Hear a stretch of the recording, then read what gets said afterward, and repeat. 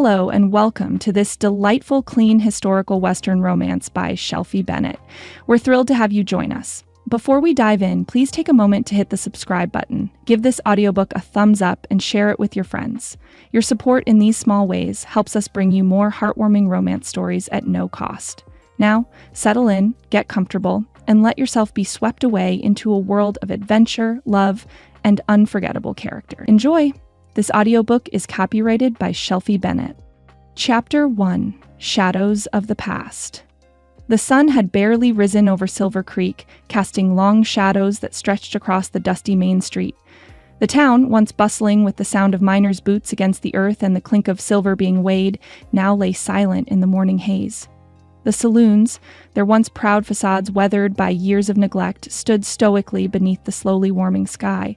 Their windows, half boarded up, offered only glimpses of the dim interiors, where the scent of stale whiskey still lingered from the night before. The wooden sidewalks were worn from the shuffle of heavy boots, the boards creaking underfoot, but there was no one around to make them groan this morning. Clara Dalton stood just beyond the boundary of her family's small homestead, gazing out at the mine. The land before her was empty now, save for the occasional puff of dust stirred by a stray breeze. The once thriving silver mine, the heart of Silver Creek, stood abandoned. A rusted gate hung loosely on its hinges, the words "Dalton Mine" barely visible, faded by years of sun and neglect.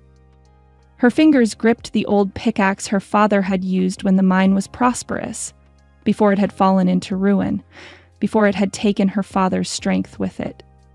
The weight of it was a strange comfort. It reminded her of a time when the world had seemed full of promise. The clink of metal against rock, the clang of pickaxes against vein, and the triumphant cheer of finding silver. It had all seemed so certain then, but now it was all just shadows of a past that seemed too far away. As Clara stood there, watching the first rays of light touch the worn earth, townsfolk trudged past, their faces drawn and tired. A few men tipped their hats as they passed her by, their eyes avoiding hers, knowing the weight of what her family had once been. Her father's name had once been spoken with pride in Silver Creek. Now it was a whispered reminder of what had been lost. She heard the echo of footsteps, and as if by instinct, she turned to see Tom Harding, the local blacksmith, walking past. He offered a brief nod, his face tight, the lines of worry deepening with every passing day. "Morning, Miss Dalton," he murmured, his voice hoarse. "You still holding on?" Clara straightened, pressing her lips together before she answered. "As best as I can, Tom. Thanks for asking." His eyes flickered toward the mine behind her, the unspoken words heavy between them. There was nothing more to say. No one in Silver Creek had been untouched by the decline of the mine, but her father's failure to bring it back had cost them all. The miners had scattered, the town had shrunk, and Clara had been left with memories of a life that had slipped through her fingers like sand. "I'm sure something will turn around, Miss Dalton," Tom said, though the uncertainty in his voice made it sound more like a prayer than a promise. Clara nodded, but even as she did, she felt the weight of those words fall away. She didn't believe in miracles anymore. The silver was gone, the mine had stopped producing, and Silver Creek had lost its reason for existing. Tom gave a final grunt of effort and turned toward his forge, disappearing into the thickening morning mist. Clara stared at the worn wooden planks beneath her feet, her thoughts wandering to the past. The clamor of her father's voice as he shouted over the sound of the pickaxes, the triumph in his eyes when he found a rich vein of silver, those days were gone. All that was left was the ache of longing, the hollow feeling that crept in every time she looked at the land he had once dreamed of turning into something great. But now, the town was dying, and so was her father's hope. Her fingers tightened on the pickaxe. The sound of her own breath seemed louder in the stillness of the morning, her heartbeat steady but slow. She couldn't help but wonder how it had come to this. How had they gone from the promise of wealth to this lonely silence? The sound of hooves echoed faintly in the distance, pulling her from her thought. A lone rider appeared from the mist, his silhouette framed against the rising sun. Clara turned her attention toward the newcomer, her brow furrowing as she recognized the rider. It was Jonas McGregor, one of the few remaining men who still made a living in Silver Creek.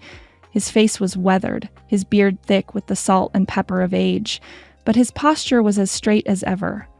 He nodded to Clara as he approached, his horse's hooves clopping on the dirt road. "Mornin', Miss Dalton," he greeted her with a tip of his wide-brimmed hat. "Looks like it's going to be another hot one today."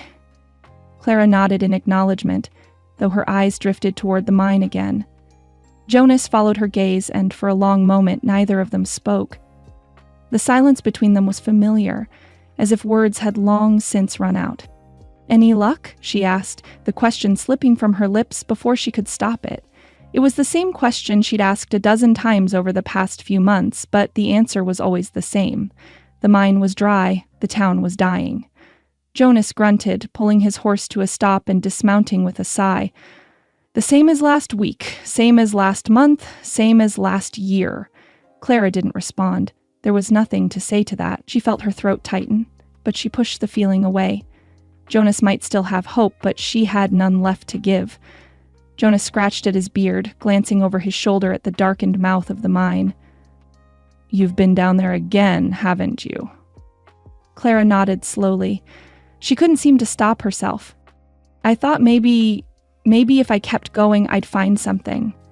I don't know, something that would change things. But I don't think there's anything left." Jonas stood silently for a moment, then gave a low chuckle, though it was tinged with bitterness. "If there was, it had been found by now." Clara bit her lip, feeling the weight of his words press down on her chest. "I don't know why I keep doing it," she muttered, her voice barely more than a whisper. Jonas turned to her, his eyes softening. "Because you're a Dalton, and that means something around here. People like you, Clara. Your old man, he gave this town everything he had, and you've got his spirit, whether you know it or not."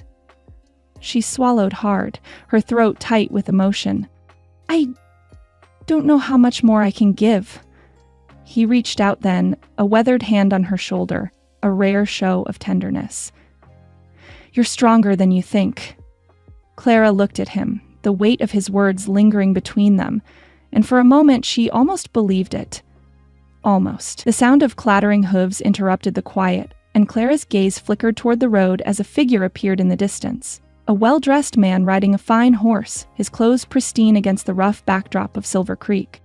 Clara's heart gave a small, involuntary jolt. Jonas saw the direction of her gaze and frowned. "That's the new railroad man, I reckon. The one they're all talking about." Clara didn't answer.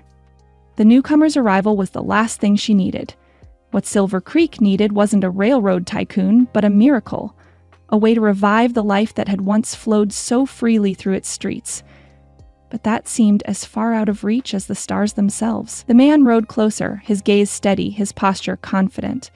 Clara could feel the weight of his presence before he even spoke. "Good morning, Ms. Dalton," he called as he approached, his voice smooth and assured, though there was an edge of curiosity in his tone. "I've heard a great deal about you and your family. I'm Garrett Hollingsworth. I've come to discuss the possibility of investing in the future of Silver Creek." Clara didn't respond right away. Her gaze moved from the man's polished boots to his sharp, calculating eyes, and for a moment, she didn't know whether to be hopeful or wary. But either way, she knew one thing for certain. Silver Creek was on the brink of something, but she couldn't yet say if it was salvation or its final fall. The air inside the Dalton house was heavy, tinged with the faint, acrid scent of medicine and dust. The small living room had always been cramped, the walls lined with shelves that once held books and keepsakes, now nearly empty, save for the odd knick-knack or faded photograph. A single oil lamp flickered weakly in the corner, its light casting long shadows on the wooden floorboards. Clara stood near the bed where her father lay, his breathing shallow, his chest rising and falling with labored effort.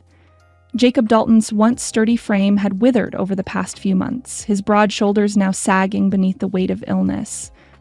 The silver in his hair had dulled to a pale gray, matching the ashen hue of his skin. Yet his eyes, though tired and sunken, still held a glimmer of the fierce determination he had passed down to Clara. If only she could carry it.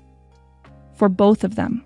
Clara gently placed a cool cloth on her father's forehead, her hands trembling slightly as she smoothed the fabric across his brow. He let out a faint sigh, the softest of sounds, but there was a quiet reassurance in it.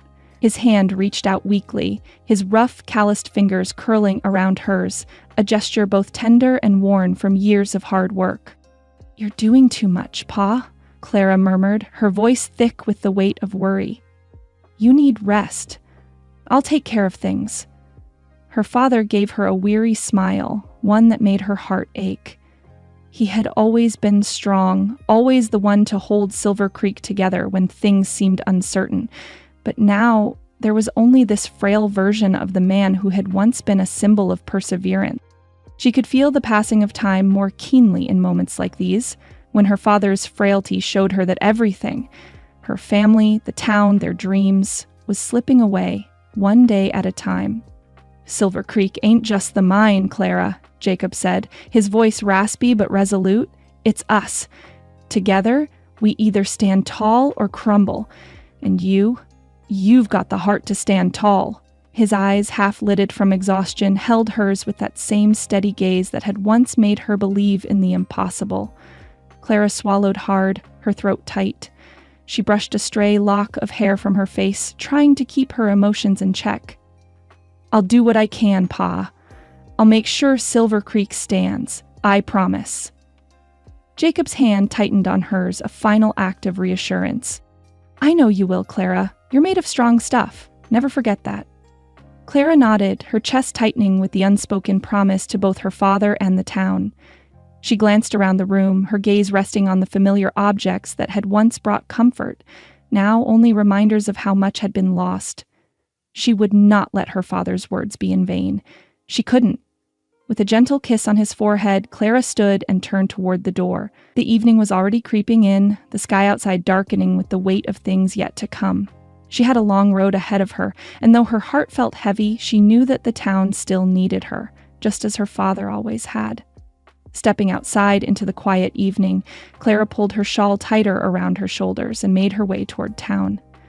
The air was crisp, biting at her skin as she walked down the rutted street, her boots kicking up small clouds of dust with each step. She had no illusions of what lay ahead, but there was no turning back now. She had to try, for her father, for Silver Creek. The main street was empty as Clara walked along it, the silence broken only by the distant chirping of crickets and the creak of old wood beneath her boots. The storefronts that lined the street were worn and weathered, their paint peeling and fading under the harsh sun. A few were boarded up, their windows clouded with dust, as though the very life of the town had been shut away, hidden from sight. Clara had walked this street 1,000 times, but today it felt different, more oppressive, as if the weight of history itself hung on her shoulders. She turned down a narrow alley that led to Rosie Baker's small seamstress shop, her heart lifting slightly at the thought of her friend. Rosie had always been a bright spot in the town, a woman of cheer and grit who could stitch anything from a shirt to a new hope. Clara had known Rosie since childhood, and despite the town's troubles, they had always found a way to share laughter and solace. It was to Rosie's that Clara now turned for a brief respite. Rosie's shop was small, tucked in behind the more worn-down buildings that still held some semblance of life. The scent of freshly washed fabric greeted Clara as she stepped inside, and the sound of a sewing machine hummed in the background. Rosie was bent over her work, her needle moving in steady, practiced motions as she stitched together a torn dress. "Clara!" Rosie's face lit up as she looked up from her work, her smile warm and welcoming. Come in, it's been too long." Clara returned the smile, though her eyes were tired. "I've been keeping busy," she said, her voice soft. "How are you, Rosie?" Rosie raised an eyebrow. "Busy, you mean overwhelmed?" She set down the dress and wiped her hands on her apron before stepping forward to embrace Clara. "I hear things aren't getting any better. The town's all but withering, and you've been carrying it all on your own. How are you holding up?" Clara pulled back from the embrace and sighed. "It's hard, Rosie. I don't know how much longer I can keep going. Silver Creek is slipping away, and I don't know if there's anything left to save." Rosie's face softened. "You're stronger than you think, Clara. You're just tired. We all are." Clara glanced around the shop, noticing the piles of mended clothes stacked neatly in the corner. Each piece, though well-worn, had been carefully repaired with a loving hand. It reminded her of how the town had once come together, sewing together what was broken, holding the frayed pieces in place until they could no longer be mended. The thought of it made Clara's chest tighten. As she spoke, a few townsfolk passed by the shop's window, their voices carrying into the quiet room. Clara overheard snippets of their conversation, the talk of falling prices and the scarcity of work. "I'm telling you," one voice grumbled, "if something doesn't change soon, Silver Creek's done for. Can't keep patching up what's already falling apart." Clara's heart sank, the words hitting harder than she expected. She met Rosie's eyes, and both women shared an unspoken understanding. Silver Creek was on the brink, its future uncertain, and without change, without someone strong enough to pull it back, the town would slip into history like so many others before it. Rosie gave a small nod. "I'll keep stitching for as long as I can," she said quietly. "But you're right. We can't patch up what's broken without help." Clara stood silently for a moment, the weight of the town's struggles pressing on her chest. "I'll find a way," she said finally, the words coming out more strongly than she felt. "I'll find a way to save Silver Creek. I don't know how yet, but I will." Rosie smiled faintly, her eyes filled with quiet hope. "I believe you, Clara." The words lingered in Clara's mind as she left Rosie's shop and made her way back to the homestead. The sky was turning pink with the setting sun, and as she walked, she made a silent vow to herself. Silver Creek wasn't just a place, it was a part of her, and if it was to fall, it wouldn't be because she hadn't tried everything in her power to save it. Clara's footsteps echoed in the empty streets as the town around her seemed to breathe in the stillness, holding on to whatever fragile hope remained. Chapter 2. A stranger rolls into town. The stagecoach rumbled to a stop in the center of Silver Creek, its wheels crunching over the dusty dirt road. The noon sun cast long, harsh shadows as the driver cracked the reins, urging the horses forward with a sharp command. It wasn't often that travelers from outside the town made their way through, and when they did, it was an event, if only for the rare sense of excitement it brought to the otherwise stagnant air. A small crowd had gathered, drawn by the sound of hooves and the clattering of iron wheels. They stood along the wooden sidewalk, their eyes narrowed against the midday sun as they watched the coach come to a halt. There was a moment of quiet anticipation, as though the town itself held its breath, waiting for what was to come.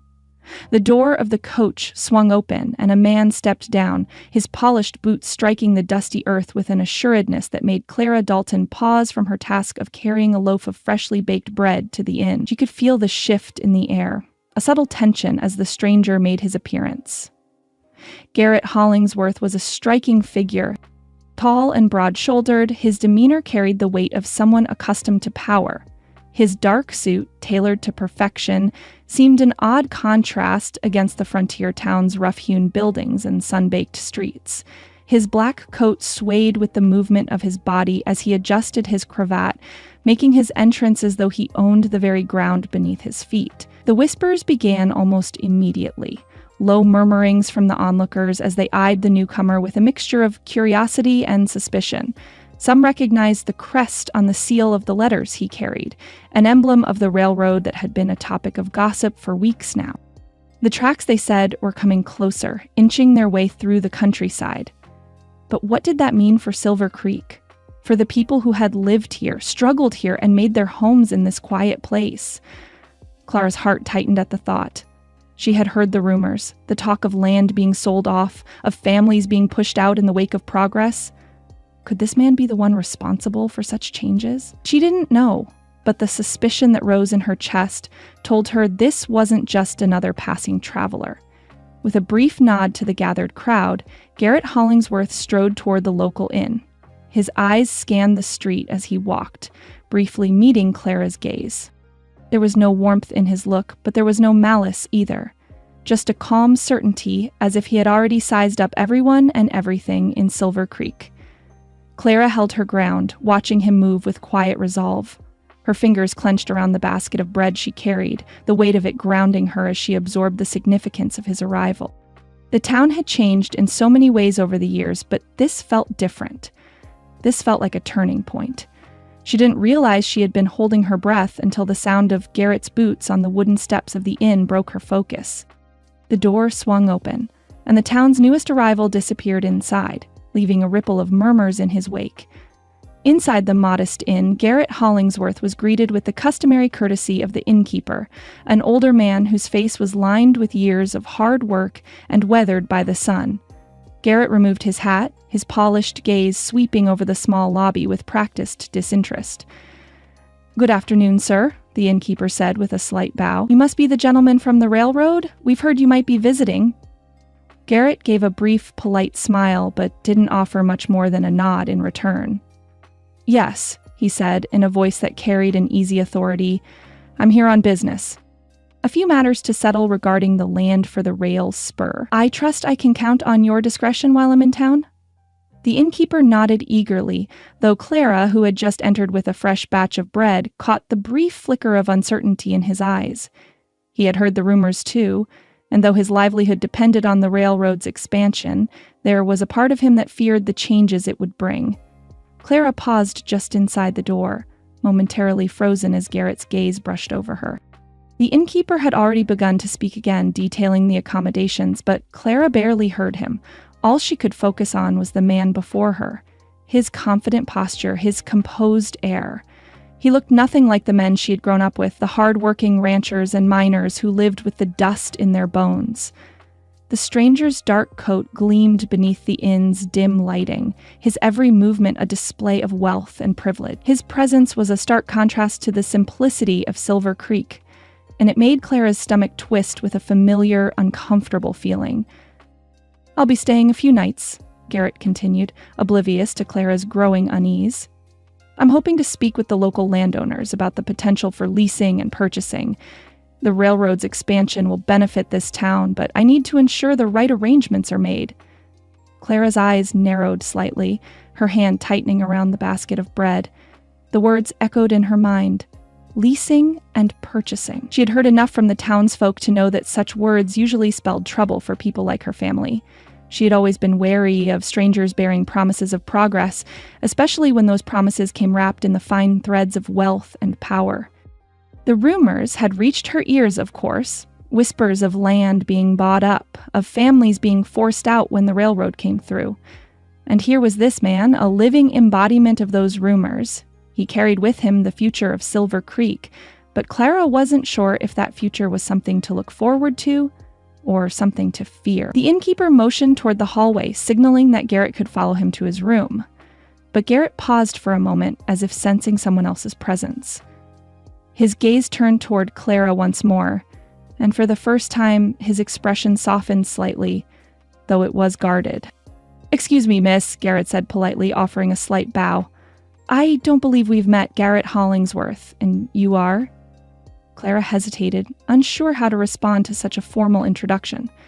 His voice was smooth, and there was an air of confidence about him that unsettled her, but she managed a small, courteous nod. "Clara Dalton," she replied, her voice steady despite the warning bells ringing in her mind. "It's a pleasure." He didn't seem convinced by the coolness in her tone. His eyes lingered on her for a beat too long, as though he were attempting to read something in her expression that she wasn't offering. Finally, he nodded. "Well, Ms. Dalton, I'm sure we'll be seeing more of each other. I look forward to the opportunity to speak with you and the other landowners about the future of Silver Creek." Clara offered a tight smile, though she couldn't mask the underlying suspicion that she felt. "I'm sure we will." With a brief nod, Garrett turned away and followed the innkeeper up the stairs, leaving Clara standing in the lobby, still feeling the weight of his gaze. The door closed behind him with a soft click, and Clara let out a breath she hadn't realized she was holding. As the minutes passed, she felt the unease settle into her chest, heavier with every second. The arrival of Garrett Hollingsworth was not just another passing event. It was a catalyst, a spark that would ignite the change that Silver Creek had been bracing for. And Clara wasn't sure whether that change would be the salvation of the town or its destruction. Clara turned to leave, her resolve hardening with every step. One thing was certain, she wouldn't sit idly by. If Garrett Hollingsworth had come to Silver Creek to buy up its land, he'd have to reckon with her family, and with the town itself. Chapter 3: Echoes of Change. Clara stepped inside the Dalton homestead, the cool evening air following her in as she closed the door behind her. The quiet of the house was a welcome contrast to the chatter of Silver Creek's main street. It had been a long, hard day, but her mind was buzzing, not with the usual weariness of chores or care for her father, but with the unsettling presence of Garrett Hollingsworth, the man who had arrived like a storm cloud over the town. Her father's faint, labored cough from the back room pulled her thoughts back to the present. She set the basket of bread down on the kitchen table, letting out a slow breath. She'd had to pass by the inn on her way home, and the sight of the sleek black stagecoach and its polished owner still lingered in her mind. Garrett Hollingsworth, railroad tycoon, land baron, and now, it seemed, a potential force that could decide the future of Silver Creek. Clara found her father propped up on his makeshift bed by the window, sunlight filtering in through the faded curtains. His once strong hands rested on the quilt, a sign of the man who had spent his days working the earth, now too weak to hold a pickaxe, much less defend his land. Clara's heart ached as she leaned over him, brushing a strand of gray hair from his forehead. "Pa," she said softly, her voice catching in her throat. "I've been to the inn. There's a man in town, a railroad man." Jacob's eyes flickered with the hint of recognition. He knew who she was talking about. "Hollingsworth, I'd wager. I'd heard whispers." His voice was rough, but it carried a certain weariness that Clara recognized. He was no stranger to such men and the changes they brought. She perched on the edge of the bed, her hands folding nervously in her lap. "He's here to buy up land for a rail spur. He's already talking about leasing land from the homesteaders. Says it's for the town's future, for progress." Jacob's eyes narrowed, a faraway look in them, as though he could already see the inevitable. He let out a long sigh, his chest rattling with the effort. Clara's breath hitched, but she forced herself to keep calm. "That's how they always start, Clara. They talk about progress, about how it'll save everything." Jacob shifted slightly, his bony frame making a soft creak against the bed as he met his daughter's gaze. "But they don't tell you about the strings they attach. Big money's never been kind to folks like us, and it never will be." Clara nodded slowly, her thoughts swirling. She had always known that the world outside Silver Creek was full of men like Garrett Hollingsworth, wealthy, untouchable, and powerful. She could see the promise of new life, the spark of hope that could return the town to its former glory, but her father's words rang true. She'd seen enough in her short years to know that the price for progress was often higher than any small-town dream could afford. "I'll find out more before I make any judgments," Clara said, her voice firm. "I won't just let him take what isn't his to take. We may be hanging on by a thread, but we have a say in this. I'll find out what he really wants." Her father's tired eyes softened as he gave a slow nod. There was a flicker of approval in his gaze, despite the weariness of his body. "You've got your mother's fire in you," he said quietly. "Just be careful, Clara. These men, they don't play fair. They'll promise you the moon, and before you know it, they'll own the stars, too." Clara's hand rested gently on his. "I'll be careful, Pa. I won't let them take what's ours without a fight." Jacob let out a small, quiet chuckle, though it was tinged with bitterness. "Just don't get too attached to their promises, girl. The more you need something from them, the less you'll get. That's how it always is." She swallowed hard, her throat tightening with the weight of his words. But she couldn't afford to give in to fear. Silver Creek had always been a place of hope for her, and she couldn't let it crumble without giving it one last chance. Clara stood, brushing her skirts with a quiet resolve. "I'll go into town tomorrow. I'll see what I can learn." Jacob watched her as she straightened, the lines of his face softening with pride. "I raised a strong one, didn't I? Just don't lose yourself in the fight, Clara. Whatever happens, remember who you are. You're a Dalton, and we don't bow to anyone." She smiled, though it was small and bittersweet. "I won't forget, Pa." As Clara stepped back into the fading daylight, the weight of her father's words echoed in her mind. There was so much riding on the next few days, and she didn't know whether she was walking into something that would save Silver Creek or bury it for good. By the time she made it to the edge of town, The first whispers of Garrett Hollingsworth's arrival were already spreading like wildfire. People were talking about the stranger, the man who had promised progress, and the rail spur that could breathe new life into Silver Creek or swallow it whole. It wasn't just the men in the saloon now. The wives and children, the farmers and shopkeepers were all speculating what would happen to them. What would they have to give up to secure their future? Clara caught sight of Rosie Baker, the town's seamstress, standing on the porch of her small shop, her arms crossed as she watched the horizon with a thoughtful expression. Her red hair, always bright and cheerful, now looked dimmed with the weight of the situation. As Clara approached, Rosie pushed away from the railing and came down the steps, her expression one of quiet concern. "Heard the news?" Rosie asked, falling into step beside her. "They're already talking about a town meeting. Hollingsworth is calling it for tomorrow. Says he wants to meet with all the landowners." Clara's stomach tightened. "That sounds like more than just a casual conversation." "More than likely," Rosie said, her voice low. "You think he's here to help, or is he just another businessman looking to make a profit off our backs?" Clara hesitated. She had no answer. The uncertainty was biting at her heels, and despite the small spark of hope she had felt when she first heard about the railroad, now all she could see was the shadow of what might come. "I don't know, but I intend to find out. Tomorrow I'm going to that meeting." Rosie gave her a nod, her lips pressing together in determination. "You let me know if you need anything. You're not in this alone." Clara smiled faintly. "I know, Rosie, but I have to do this, for all of us." The streets grew quieter as the evening settled over Silver Creek. The town had been holding its breath for days, waiting for something to change. Tomorrow, they would all have a chance to see what kind of change it would be. And for the first time in a long while, Clara had the sense that this was a turning point. Whether it would lift them up or bring them to their knees, she couldn't say. But she knew she had to be ready for whatever came next. The clang of the bucket against the stone lip of the well echoed through the early morning stillness. Clara's hands trembled as she lowered the rope, the frayed edges of her apron brushing against the dirt as she balanced on the edge of the well.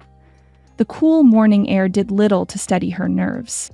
Her father's cough, growing harsher each day, rattled in the silence that surrounded her. As the water filled the bucket, Clara let out a slow breath, the weight of the task ahead pressing down on her. The wind whispered through the trees, their branches heavy with the weight of time that was running out. She pulled the bucket up with a grunt, the rope scraping against the sides, and set it aside before wiping the sweat from her brow. The sky above was clear, the sun still low, casting a golden hue over the land. It should have been a peaceful morning, but the knot in her stomach tightened with every passing minute. Inside, she could hear her father's labored breaths, a rhythm she had become too familiar with. The sound of his coughing had grown worse, more frequent. Clara's heart clenched. The medical bills were mounting, the cost of care they couldn't afford, and the mine was barely producing anymore. Her father had spent his life digging into the earth, but now the earth had grown cold beneath his hands, and Silver Creek had grown cold with it. She moved swiftly through the kitchen, gathering the sparse ingredients she had left: bread, a small hunk of cheese, and a tin pot of dried herbs. Her hands moved automatically as she went through the motions, but her mind was elsewhere, running the numbers over and over again in her head. She had no illusions. The money from the mine wouldn't cover the debt, let alone the medical costs. And there were other mouths to feed in Silver Creek. The town had lived on the promise of silver for so long, but now that promise had faded, and she was left holding the remnants of a dream that hadn't quite died. Clara paused, the knife in her hand hovering over a loaf of bread. What was she going to do? Should she risk it? Should she trust Garrett Hollingsworth's proposal? The idea of him, polished and wealthy, offering the possibility of salvation for Silver Creek was a tempting one, too tempting. But was it a risk worth taking? Was it too much of a gamble to place her faith in a man who had nothing but his own interests to gain from the expansion of the railroad? Clara bit her lip, the weight of her decisions growing heavier with every passing second. Her fingers tightened around the knife handle. No, she couldn't let desperation cloud her judgment. She had to think clearly. If Garrett's proposal could bring something to Silver Creek, something that could pay off the debts and ease the burden on her family, it might be the only chance they had left. But at what cost? The sound of her father's labored breath cut through her thoughts, drawing her back to the present. He was waiting for her to be strong, waiting for her to save them. But she couldn't save them alone. With a final steadying breath, Clara wiped her hands on her apron and made her way toward the back room, where her father lay. She pushed the door open slowly, her heart in her throat. He was propped up against the pillows, his face pale, but his eyes were still sharp, still searching for something beyond the illness that gripped him. "Pa," she whispered, sitting beside him on the bed. "I've been thinking." Jacob's eyes flickered to her, his gaze steady despite his weakened state. "About Garrett Hollingsworth?" Clara nodded. "Yes, about the railroad. He's come to town with an offer, Pa. He wants to buy up land for the rail spur. Says it'll modernize Silver Creek. He's offering the possibility of a new start, but..." She hesitated. "But it's too risky, isn't it?" Jacob's eyes softened, and he reached out to touch her hand, his fingers cold against her skin. "You've always been a smart girl, Clara. You've got the heart of a fighter. But don't forget, the men like Garrett, like the ones who come with promises, they've never been interested in what's best for the people. They see Silver Creek as a way to make their fortune, not a place to build a future." Clara swallowed hard. "I don't know what to do. We can't keep the mine running without a miracle, and I can't afford the care you need." Her voice cracked. "I don't know how much longer I can keep going." Jacob's hand tightened around hers, his grip weak but determined. "You're not alone in this, Clara. We've fought for Silver Creek for a long time. But you have to remember, we're not just fighting for silver anymore. We're fighting for what's left of the town, and we can't do it with blind faith. You have to be careful with people like Garrett. He might promise you the world, but in the end, it's always about what he can take." Clara nodded, a lump forming in her throat. She could feel the weight of her father's words pressing down on her, but she knew he was right. She couldn't trust anyone without asking the hard questions. She couldn't let her desperation lead her into a trap. "I'll be careful, Pa," she whispered, her voice steadying. "I'll find out what he really wants. I promise." By the time Clara made her way into town, the late afternoon light was beginning to stretch across the sky. The streets were busier than usual, and as she approached the clearing outside the saloon, she could already hear the murmur of the gathered townsfolk, a town meeting. Garrett Hollingsworth's invitation had stirred everyone, even the most reluctant. Clara joined the crowd, standing just behind Rosie, who smiled at her as she arrived. "You ready for this?" Rosie asked, her tone warm but cautious. Clara offered a tight smile.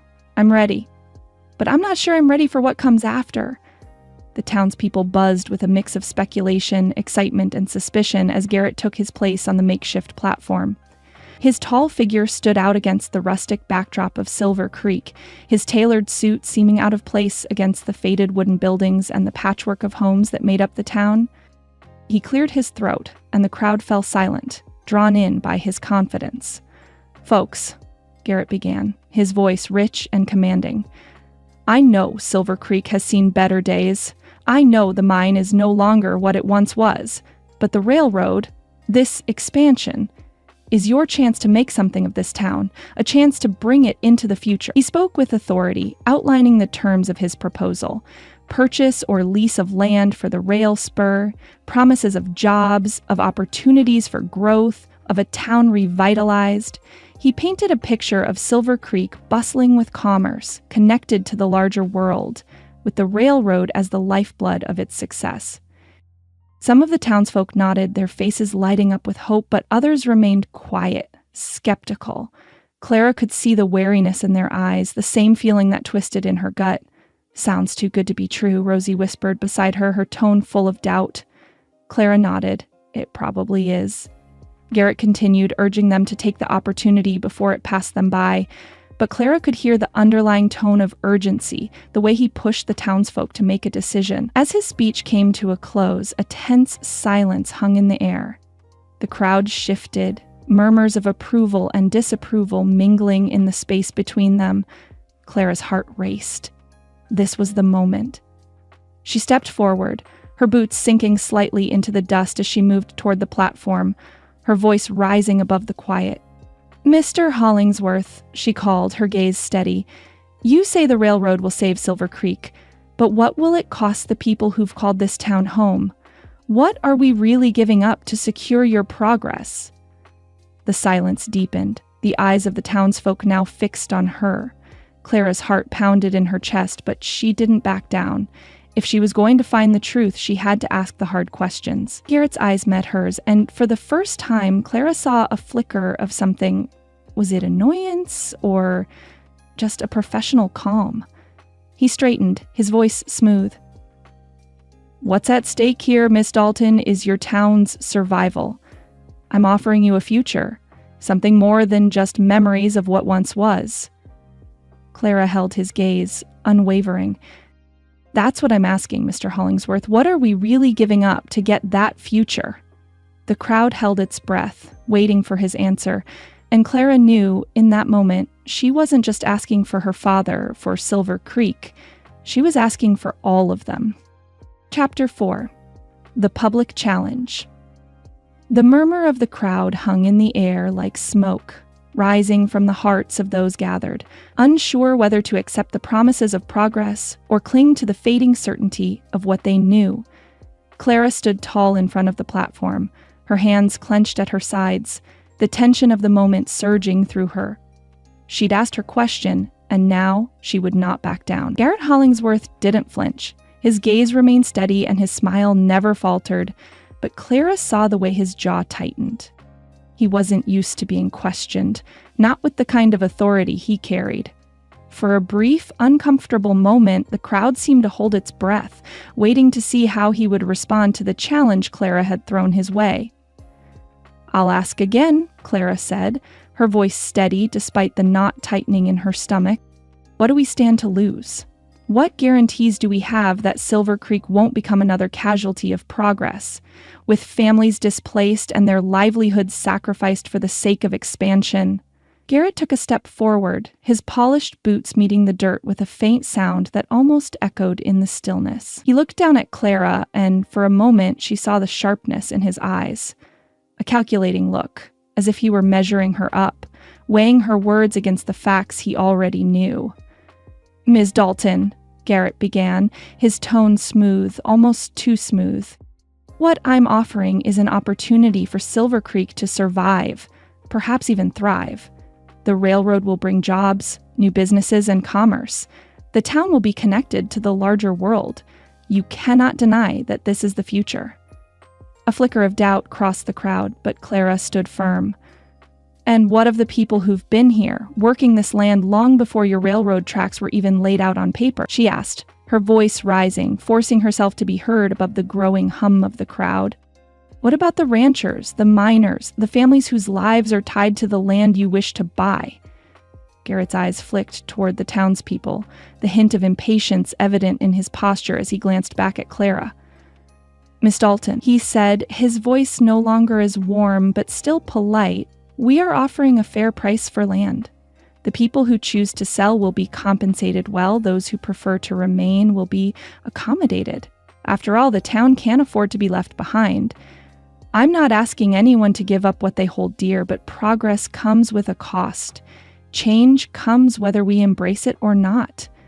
The crowd shifted uneasily. Some nodded, sensing the pull of the promise of prosperity, while others cast uncertain glances toward one another. Clara could feel the heat of their stares. Some sympathetic, others skeptical. "But you're not answering my question," Clara pressed, stepping forward. "What happens to the families who can't afford to sell, or who won't sell? Will you force them off their land when they can't meet your terms? Will you take their homes for a price they can never afford?" For a moment Garrett hesitated, his gaze flicking to the gathered townsfolk, his smile tightening. He exhaled, his voice smoothing out again as he addressed the crowd. "No one will be forced out, Miss Dalton. I've made it clear that this is about the greater good for Silver Creek, not the destruction of it. There will be no displacement without compensation. But understand this.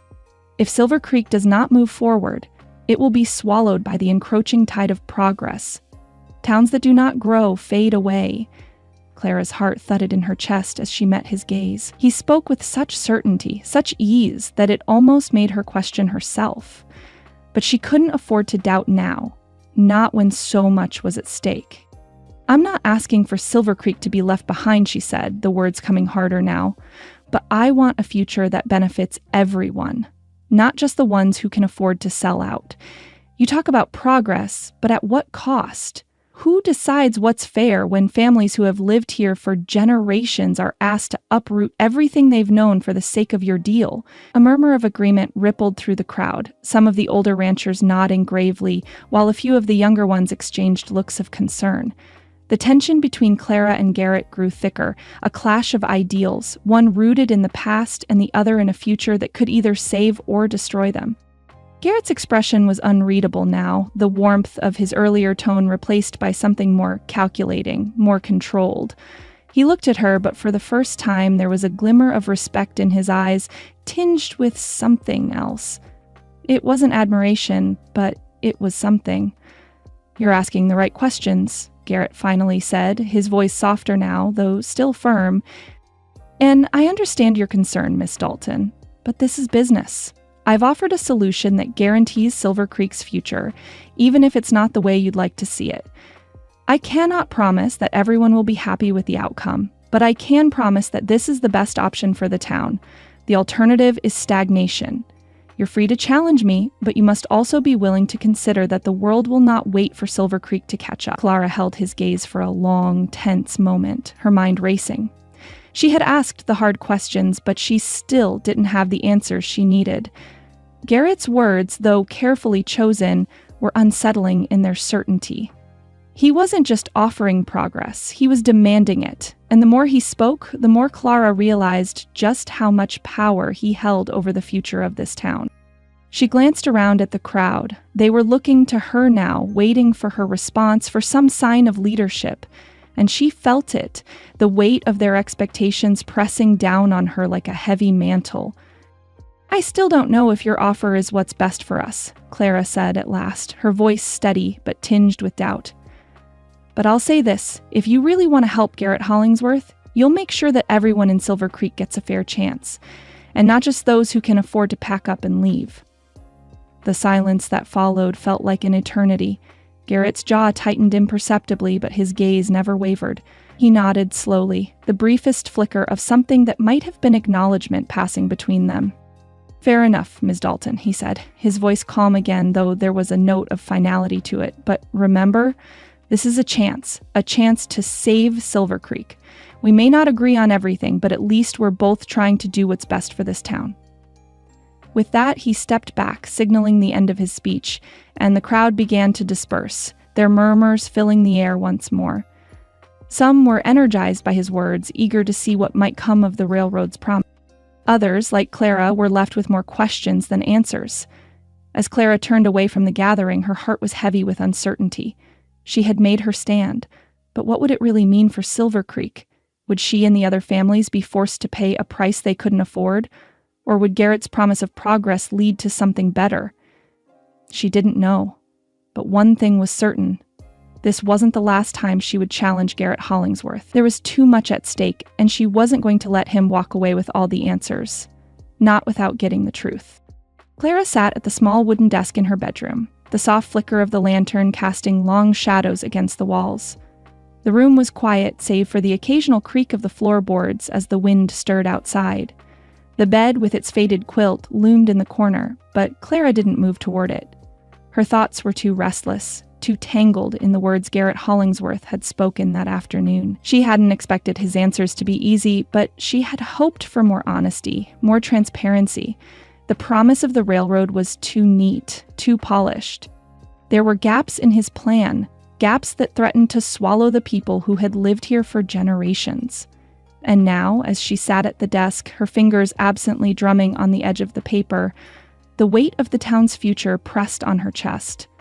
With a frustrated sigh, Clara reached for the scrap of paper she had torn from a ledger earlier. The dim light from the lantern caught the edges of her calculations, the numbers dancing in front of her eyes, blurring together as if they were mocking her attempts at a solution. The figures on the page didn't add up, not by a long shot. The medical bills for her father alone were more than she could pay, and the land, the small piece of earth they had left, was not enough to keep the mine afloat. Clara's grip tightened on the pencil as she wrote out the sums again, trying to make the numbers work. Could Garrett's money really cover her father's care? Could it save the mine and the town, or would it just dig them deeper into a hole they could never climb out of? The weight of her father's fading health loomed over her thoughts. She couldn't bear to lose him. Not like this. Not without trying every option, every angle. Her gaze drifted toward the window, the moonlight spilling into the room, silent and cold. She could almost hear her father's voice in the back of her mind, telling her to stand tall, to fight for what was right, just like he had when they first came to Silver Creek. He had always believed in the town, in the people who had built it from the ground up, and now it was Clara's turn to carry that belief, to protect the future of the town he had sacrificed so much for. She pushed the paper aside and stood, her heart steadied by a quiet determination. No more waiting, no more hoping someone else would make the right decision. The people of Silver Creek needed her, and she wasn't about to back down. She would form a land council. A united front of landowners and farmers who would stand together, who would demand the fair terms they deserved. Claire had always known that the strength of a community lay in its people, and now more than ever she had to ensure no one was left behind. She paused, her hand resting on the edge of the desk. The fear was still there, lurking beneath the surface, but it was no longer the loudest voice in her mind. The fear of failure, the fear of the unknown, it would not hold her back. She had to act. With a final, decisive movement, Clara blew out the lantern, the room plunging into darkness. The flickering light had been her only companion through the long, sleepless hours, but now the dark seemed to echo with the promise of what she had to do. Tomorrow she would gather the town's landowners, and tomorrow she would make her stand. The sun had barely risen when Clara arrived at Rosie Baker's seamstress shop, her feet moving faster than she thought possible. The weight of the task ahead sat heavily on her shoulders, but her resolve was firm. She would not let Silver Creek slip away, not without a fight. Rosie's shop was small, tucked behind the row of buildings along the main street. The smell of fresh fabric, of thread and linens, greeted Clara as she entered. The rhythmic hum of Rosie's sewing machine filled the air, and Clara felt a brief sense of relief at the sight of her friend. Rosie was always a comforting presence, a grounding force in the chaos that often surrounded the town. Rosie looked up from her work as Clara entered, a smile spreading across her face. "Clara, it's good to see you. I was starting to think you'd forgotten about me." Clara offered a half smile in return, though it didn't reach her eyes. "I've been busy, Rosie. There's something I need to talk to you about." Rosie set aside her work, concern flickering in her eyes. "What's wrong?" Clara hesitated, then exhaled, the weight of her thoughts pressing down on her. "Garrett Hollingsworth came to town yesterday, and he's offering the railroad's help. He wants to buy up land for a rail spur, partner with the local landowners. He's promising progress, jobs, a new future for Silver Creek. But I'm not sure we can trust him." Rosie frowned, a look of concern knitting her brows. "What do you mean? I thought this was good news. We've been struggling for so long. Doesn't this offer a chance to bring life back into this town?" "I thought so too," Clara replied, her voice tight. "But Garrett's terms are vague. He's offering money, but I don't think he's interested in the people who live here. He's interested in making a profit. And if we're not careful, we could lose everything. I can't let that happen." Rosie stood, her hands folded in front of her as she listened intently. "So what do you want to do?" Clara's gaze was steady, unwavering. "I want to form a land council, a group of us, ranchers, farmers, anyone with land, who can stand together and ensure that no one is taken advantage of. We'll make sure the terms are fair, that no one gets pushed out or cheated. But I need help, Rosie. I need people who'll stand with me." Rosie's expression softened, her eyes filled with understanding. "Of course I'll help. You're not in this alone. I'll spread the word and help you gather people. We'll host meetings. We'll make sure they hear us." Clara smiled faintly, relief washing over her. Thank you. I knew I could count on you. But just as Clara was about to leave, the door to the shop opened, and in walked Edward Loomis, the local merchant. He was a stocky man, his hair thinning and his clothes impeccably pressed, though his eyes always seemed to be scanning the room, measuring everything he saw. "Well, well," he said, his tone gruff but friendly. "What's this I hear about a land council?" Clara's heart sank. Edward Loomis wasn't exactly an ally of the people. His loyalties lay with the businessmen and the wealthier families of Silver Creek, and the idea of a land council, especially one that might stand against Garrett's interests, wasn't likely to sit well with him. "We're gathering people to make sure the terms are fair for all of us," Clara said, her voice steady despite the unease curling in her stomach. "We can't let the railroad take over without a fight." Loomis raised an eyebrow, his lips curling into a thin smile. "You think the railroad's a fight worth picking, Clara? You think that standing against Garrett Hollingsworth is the answer?" Clara met his gaze, her spine straightening. "I think we deserve a say in what happens to our land. No one gets to dictate our future without our consent." Edward's gaze hardened, his smile turning into something more calculating. "I'm just saying, Clara, that the railroad is the only thing standing between us and ruin. If you chase away men like Garrett, you'll regret it. You're looking at a future with no one left to save you. The rest of us will be gone." The words stung, but Clara refused to let him see the doubt that flickered briefly in her chest. "Then you go ahead and sell your land, Edward, but I'm not going to let this town die without a fight." Rosie stepped forward, her voice calm but firm. "Clara's right. We have to look out for everyone in this town, not just the ones with the most money." Edward's gaze flickered between the two women, then he turned on his heel and walked out, his boots clapping against the floor in defiance. Clara stood, silent for a moment, feeling the weight of what was to come. She could feel the divide growing between those who hoped for progress and those who feared it. The fight ahead would not be easy, but she couldn't back down now. She had already made her decision, and tomorrow she would confront Garrett Hollingsworth directly, with questions that needed answers. Chapter 5. A Test of Sills. Clara's boots echoed on the worn wooden floor of the inn's parlor as she stepped into the dimly lit room without so much as a knock. The door swung shut behind her, leaving her standing tall and resolute, her eyes narrowing as she focused on the man at the desk.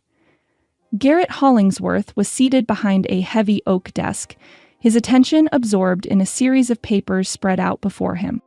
He had removed his jacket, his sleeves rolled up just enough to reveal the strength in his forearms, but there was no mistaking the careful precision with which he scanned the documents. He hadn't heard her approach, but as the door clicked shut, his gaze lifted, and he leaned back in his chair, his expression unreadable. Clara didn't wait for an invitation. She crossed the room, her movements deliberate, her heart pounding in her chest as she faced him. He was a stranger, a man whose promises could change the very fabric of Silver Creek, and she wasn't about to let him off easy. She had come here for one reason, and she wouldn't leave until she got the answers she needed.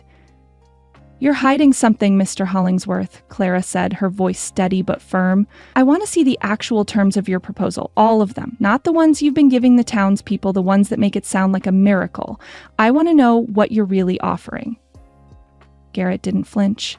He folded his hands on the desk and studied her for a long moment, as though weighing her words with the precision of a man who had spent years in negotiation. His eyes were sharp, his gaze calculating, but there was something else there, something that Clara didn't quite understand. "Miss Dalton," he said, his voice smooth, almost too polite, "you've made your concerns very clear. But what you're asking is a matter for discussion between myself and the landowners, not a public matter. Negotiations of this nature are best handled in private, one-on-one, not in front of a crowd." Clara's lips pressed into a tight line. She could feel the tension in the air, the unspoken challenge. She had expected him to try and deflect, to skirt around the uncomfortable questions she had raised, but that didn't make it any easier to bear. "I've heard enough of your promises, Mr. Hollingsworth," Clara replied, her voice edged with a quiet fury. "Silver Creek is not your property to barter with, and we are not some cattle you can herd into a pen and sell to the highest bidder. I won't let you turn my town into something that serves only your investors' pockets." Garrett sat up straighter in his chair, his lips curving into a small, almost amused smile. His eyes sparkled with something that bordered on admiration, or perhaps simply the recognition of a worthy adversary. He didn't seem upset by her outburst. Instead, he seemed intrigued. "I have to admit, Miss Dalton," Garrett said, his voice deepening with something like respect, "I didn't expect you to come storming in here, demanding answers. Most women would have been content to let the men handle the negotiations. But you're not like most women, are you?" Clara's jaw tightened at his words, but she refused to let him bait her. "I'm not here to entertain your games, Mr. Hollingsworth. I'm here to protect the people of Silver Creek from whatever it is you're planning, and I'll do it without your cooperation if necessary." Garrett studied her for another long moment, his fingers tapping idly on the surface of the desk. There was something about him, something cool and calculating, that made Clara's resolve strengthen. He wasn't going to give her what she wanted easily. He wasn't going to make it simple. And perhaps that was the test she needed, to prove to herself that she was ready to take on the challenge of leading Silver Creek. Finally, Garrett let out a soft breath, the corners of his lips lifting in a smile that was less friendly and more something else, something that reflected the understanding of a man who recognized a fighter when he saw one. "I see," Garrett said, his voice low and measured. "You've made your position clear, and I respect your determination. But let's not pretend that you can protect Silver Creek on your own.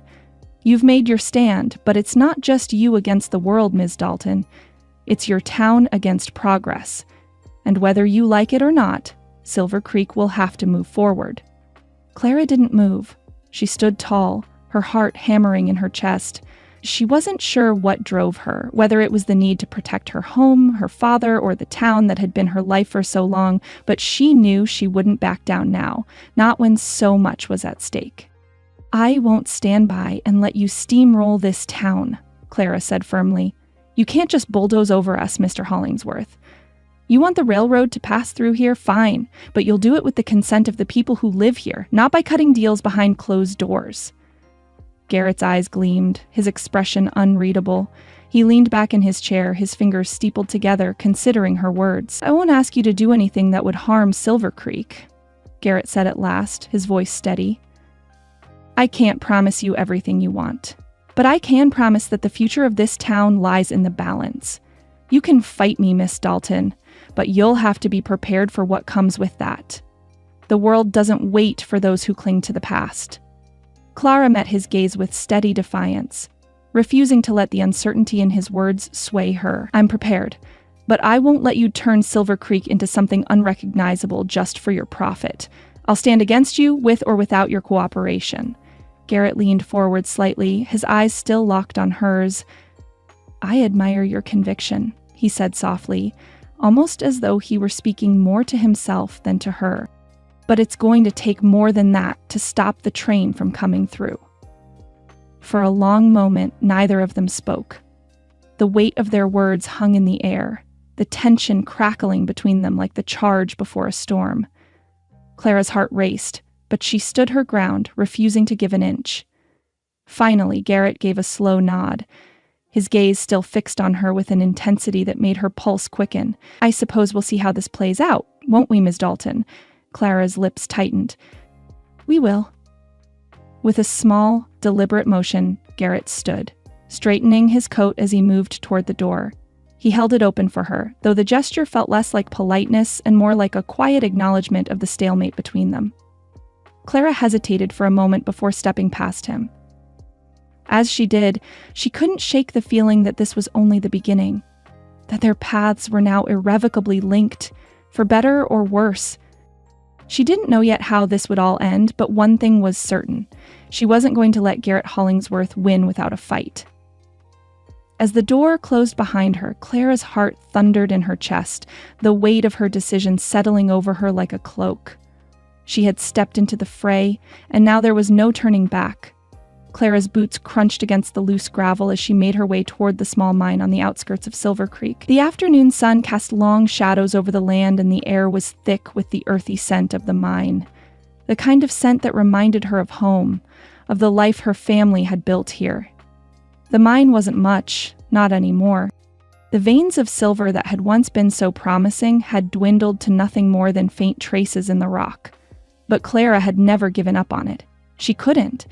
It was all she had left, the last tangible reminder of the life her father had once dreamed of for this town. The silver he had hoped would lift Silver Creek out of obscurity had instead become a distant memory. But Clara couldn't let go. She lowered herself into the mine, the cool, musty air filling her lungs as she descended into the darkness. Her lantern flickered and swayed, casting eerie shadows on the walls as she made her way deeper into the small passage. Her hands were rough from years of work, but the familiar motions of digging and scraping against the stone were comforting. They kept her grounded. She was so focused on the task at hand that she didn't hear the faint sound of the earth shifting beneath her feet. The first sign of danger came with a sudden, ominous groan from above, followed by a cascade of loose rock and dust tumbling down around her. Clara gasped, stumbling back, but not fast enough. The weight of the earth pressed down on her, trapping her leg beneath a large boulder. She struggled to free herself, her breath quickening as the panic began to set in. The mine had always been unstable, but she never imagined she'd be caught in it. With her heart racing, she called out for help, her voice echoing through the dark, the sound of her desperation clear in her words. "Help, please." For a moment, there was only silence, the weight of the stone pressing down on her, threatening to crush her. But then, to her relief, she heard the faint sound of boots crunching on the gravel outside the mine. Someone had heard her. "Clara!" a voice called, and her heart skipped a beat. It was Garrett. She didn't have time to question his presence, only relief washed over her as he appeared in the entrance to the mine, his face a mask of concern. "Clara, hold on," he called, rushing toward her with quick strides. "I'm coming to get you." Without hesitation, he moved to her side, crouching down to assess the situation. The weight of the rock was too much for her to move on her own. Garrett's strong hands gripped the boulder, his muscles straining with the effort. "I'm not leaving you here," he said, his voice low but determined. Together they managed to shift the rock enough to free her leg, though the effort left both of them breathless. Clara's heart raced and her leg throbbed with pain, but she was free. She felt a rush of gratitude flood through her, her eyes meeting Garrett's as he helped her to her feet. He checked her over quickly, his hands gentle but thorough as he made sure she wasn't injured. The brief, quiet moment between them was charged with an unexpected intensity, an intimacy that neither had expected. "You sure you're okay?" Garrett asked, his voice softer now, his concern genuine. Clara nodded, though her breath still came in short gasps. "I'm fine, just a little shaken." There was a moment of silence between them, the kind that made Clara's chest tighten with something she couldn't name. She looked up at Garrett, his dark eyes reflecting the lantern light, his expression unreadable but with a flicker of something she hadn't seen before, something that felt almost tender. "Thank you," she whispered, her voice quieter than usual, a rawness in it that she hadn't expected. Garrett gave a small nod, his gaze lingering on her for a beat too long. "You don't have to thank me, Clara. I wasn't about to leave you here." For a long moment they simply stood there, the weight of the incident hanging between them. But then Garrett stepped back, breaking the connection. "We should get you out of here," he said, his voice brisk, though there was still a softness to it. "You're not in any condition to be in this mine." Clara nodded, though part of her didn't want to leave just yet. There was something about the way Garrett had helped her. Something about the way he'd looked at her, as if she mattered in that moment. But she pushed the thought aside. He was just doing what anyone would do, helping a fellow townsfolk. They exited the mine together, the late afternoon light blinding after the dimness of the mine's depths. Clara winced as the sun hit her eyes, but the relief of being free from the rocks and dust washed over her like a tide. She turned to Garrett, her expression softening with gratitude. "You didn't have to come down there," she said quietly, "but I'm glad you did." Garrett offered her a faint smile, though there was still a distance in his eyes, as if he were reminding himself of something he couldn't quite grasp. "It's my job to ensure Silver Creek's future," he said, his voice calm and professional, though Clara could hear the underlying emotion that tinged his words. "And I can't do that if I'm letting people get hurt." They walked in silence for a moment, both shaken but oddly grateful for the other's presence. Clara found herself glancing at him out of the corner of her eye, wondering if he saw her in a different light now, if he could sense the vulnerability she had felt in that fleeting moment of fear. The next morning, Clara found herself back at Rosie's shop, trying to shake off the lingering effects of the mine incident. The weight of the conversation she had with Garrett the day before still lingered, but she pushed it aside, focusing instead on Rosie's excitement. "You're going, right?" Rosie asked, her hands flitting with excitement as she worked on a new dress. "There's a barn dance tonight. Everyone's going to be there, even the railroad men. It's the perfect chance to get to know Garrett better." Clara paused, the idea of a social gathering not exactly appealing, especially after everything that had happened. But Rosie wasn't giving up easily. "You can't avoid him forever, Clara," Rosie teased. "Besides, it'll be fun. There's dancing, music, and a chance to see Garrett outside of business." Clara flushed, the heat rising to her cheeks as she tried to hide her discomfort. "I'm not avoiding him, Rosie. It's just, I'm busy. I have things to do." But Rosie wasn't buying it. "Come on, it's just a dance. You might even enjoy yourself." Clara sighed, knowing there was no escaping it. "Fine, I'll go, but only to keep the peace." Rosie's grin widened. "That's the spirit. And who knows, you might even get a waltz out of him." The barn dance that evening was alive with energy, the large wooden space decorated with ribbons and lanterns that cast a warm glow over the gathering. The townspeople were dressed in their best clothes, and Clara couldn't help but be swept up in the festive mood, though her thoughts kept drifting back to Garrett. When he entered the barn, all eyes were on him. He was dressed in dark trousers and a crisp white shirt, his presence commanding the attention of everyone around him. He greeted the townsfolk with charm, shaking hands and speaking warmly to each person, but Clara couldn't help but notice the tension in his shoulders as he scanned the room. He looked out of place, but there was something magnetic about him, something that made her pulse quicken. As the evening wore on, Clara found herself dancing with neighbors, the lively music filling the air as her feet moved in rhythm with the others. But her eyes kept returning to Garrett, who was standing off to the side, watching the crowd with a quiet intensity. It wasn't long before he made his way toward her, his gaze locked on hers. "Miss Dalton," he said, his voice smooth. "Would you do me the honor of a waltz?" Clara hesitated for just a moment before nodding. Of course. As they danced, Clara found herself caught in the rhythm of the music, the space between them narrowing with each step. There was an ease to the way he moved, a quiet confidence that set her at ease even as the tension between them lingered. And for a moment, just a brief moment, Clara forgot about the fight that lay ahead, the weight of the town's future. She forgot about the business and the negotiations, and instead, she simply allowed herself to be swept away in the dance. As the music slowed, Clara found herself looking up at Garrett, his gaze focused on her in a way that made her heart beat a little faster.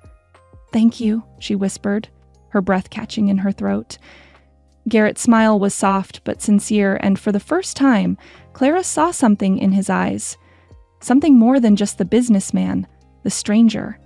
It was a flicker of something personal, something that hinted at a connection that neither of them had expected. But as the music ended and they parted, the moment was gone, leaving them both with an unsettled feeling. Chapter 6. High Stakes and High Spirits. The clatter of glasses and the hum of voices filled the air as Clara stepped into the Gold Nugget Saloon. The place was alive with the energy of the evening. A collection of miners, ranchers, and a few of Garrett Hollingsworth's associates gathered around card tables. The lively melody of the piano echoed through the room, a cheerful contrast to the steady shuffle of feet and the occasional burst of laughter. Smoke hung lazily in the air, curling up toward the rafters like tendrils of a long-forgotten dream. Clara scanned the room, searching for an old friend. Jeremiah Boyd, Garrett's foreman. If anyone could give her a glimpse into the real plans of the railroad, it was him. The man had a reputation for knowing everything that went on in Silver Creek, even the things people tried to hide. She weaved through the crowd, her eyes on the back corner, where a few men sat, their heads bent over the table, cards in hand. She had almost reached the table when she saw him. Garrett Hollingsworth, leaning against the bar, chatting with a few men. His sharp features were relaxed, his dark eyes scanning the crowd with casual interest. But as soon as his gaze met hers, something shifted. He straightened, a glimmer of amusement flashing across his face. "Miss Dalton!" Garrett called out with a friendly smile, his voice cutting through the noise of the saloon. "I didn't expect to see you here. Care for a game of poker?" The invitation was casual, but there was an underlying challenge in his voice, one that made the hairs on the back of Clara's neck stand up. A few of the onlookers turned their heads, their eyes flicking between her and Garrett, sensing the tension in the air. The idea of Clara sitting at a poker table, especially with Garrett Hollingsworth, was enough to spark quiet laughter. "Poker?" Clara repeated, arching an eyebrow. "Are you sure you want to risk your money against me?" The laughter around the table grew louder as Garrett chuckled, clearly entertained by her reply. He gestured toward an empty seat at the table, his expression a mix of amusement and curiosity. "I think you'll find we play a little differently around here, but if you're up for the challenge." Clara's gaze met his, and for a brief moment the playful banter between them held something more. She didn't have time to dwell on it, though, as she took the seat he offered, her eyes never leaving Garrett's as she settled in. She wasn't here to be a spectator. The dealer began shuffling the cards, and the game started with the usual banter. Garrett's men were all too eager to poke fun at the newcomer, assuming she was an amateur. Clara had seen this before. Men underestimating her because of her gender or her quiet demeanor. She wasn't about to make it easy for them. Minutes passed, and the game grew more intense. Clara's eyes remained sharp, her fingers deftly handling the cards. Every time Garrett's gaze flicked to her, she felt a strange thrill rush through her. She wasn't just playing cards, she was playing him, and in some strange way, enjoying it. Garrett leaned back in his chair, his expression unreadable, but Clara caught the flicker of surprise in his eyes when she made a bold move, laying down her hand with quiet confidence.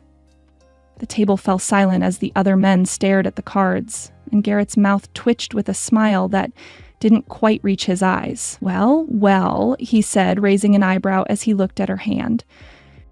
"I'm impressed, Miss Dalton. I didn't expect you to have such a good poker face." Clara leaned back, allowing herself a small, satisfied smile. "You'll find I'm full of surprises, Mr. Hollingsworth." The banter continued, but the atmosphere had shifted. Garrett seemed to respect her more, his earlier amusement replaced by a deeper, more thoughtful look. Clara felt the weight of his gaze, the way it lingered just a bit longer than necessary. She didn't mind, though. In fact, it made her feel more alive than she had in days. As the game wound down, Garrett leaned in, his voice low and conversational. "I'll admit, I wasn't expecting such a challenge," he said, his gaze lingering on her. "But you've got more skill than I gave you credit for. I'm beginning to wonder if you've been hiding a few tricks up your sleeve, Miss Dalton." Clara met his gaze, the playful edge in her voice softening. "It's not about the tricks, Mr. Hollingsworth. It's about trust. In a game like this, if you don't trust your hand, you'll lose every time." Garrett studied her for a moment, the playful tone gone from his voice. There was something in his eyes now, a flicker of genuine interest. "You're right about that," he said, his voice quieter than before, "and I suppose I've learned to trust the people around me, but I'm still not sure I trust the idea of you taking my money, Ms. Dalton." Clara's lips quirked in a small smile. "I'm sure we could come to an agreement, if you're willing to play fair." Garrett's smile returned, but this time there was an undercurrent to it, a mutual respect. He leaned back, his eyes never leaving hers. "Perhaps, but I'll need more than one good hand to convince me you're trustworthy." The rest of the night passed in a blur of laughter, spilled drinks, and the lively tunes of the piano. Garrett's associates didn't take kindly to losing, but Clara didn't care. She'd won the respect she'd come for, and as the night wore on, she found herself feeling more at ease in Garrett's company than she had expected. Later, Clara stepped outside the saloon, the cool evening air brushing against her face as she leaned against the wooden posts of the porch. She was tired, but the exhilaration of the game still buzzed in her blood. Garrett followed her outside, his footsteps quiet against the wooden floorboards. He stopped a few feet away, leaning casually against the wall, the faint light from inside casting shadows across his face. "You're full of surprises, Ms. Dalton," he said, his voice low, almost teasing. "I'm beginning to think I've underestimated you." Clara shrugged, but there was a playful smile on her lips. "Perhaps I'm more than you bargained for." Garrett chuckled, the sound warm and genuine. "Maybe, but I'm starting to see that you're not just fighting for yourself. You've got a fire in you, Clara. It's the kind of fire that can make a difference." Clara's heart skipped a beat at his words. She wasn't sure if he meant them as a compliment or a challenge, but there was no mistaking the way he looked at her now. Something had shifted, something subtle but undeniable. "I'm not just fighting for myself, Mr. Hollingsworth," Clara replied, her voice quieter now, more serious. "I'm fighting for everyone in Silver Creek, for the families who've worked this land for years. I won't let it all fall apart." Garrett's gaze softened, his expression thoughtful. "I can see that. And I can respect it." There was a moment of silence between them, and Clara felt the pull of something deeper, something more complicated than the battle they were both fighting. She didn't know what it was, but the way Garrett looked at her, the way their words seemed to linger, made her feel as though they were on the edge of something neither of them could quite define. But before she could say anything else, he pushed off from the wall, the moment breaking. "Well, Miss Dalton," he said with a grin, "I think I'll call it a night. But I'll be watching you, keeping an eye on your next move." Clara smiled back, her heart racing despite herself. "You'll have to do more than that to keep up with me, Mr. Hollingsworth." With a final, lingering look, Garrett turned and walked back into the saloon, leaving Clara standing in the cool night air, her thoughts a jumble of emotion she wasn't quite ready to sort through. Chapter 7. Glimpse of a Better Future. The early morning sun cast long shadows on Silver Creek's main street as Garrett and Jeremiah Boyd stood side by side, loading crates of supplies onto a heavy wagon. The rhythmic thud of wooden boxes being stacked, the jingle of harnesses, and the occasional grunt of the horses punctuated the quiet. Garrett, with his neatly pressed shirt and calculated demeanor, moved with purpose, his posture betraying the confidence that came with the weight of his investments.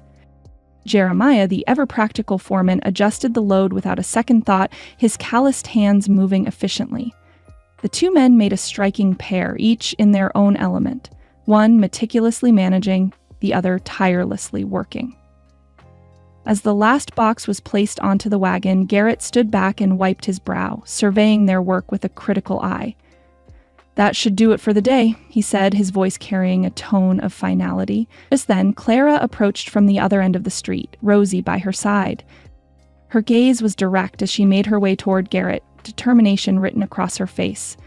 She stopped just short of the wagon, her stance assertive but not unfriendly.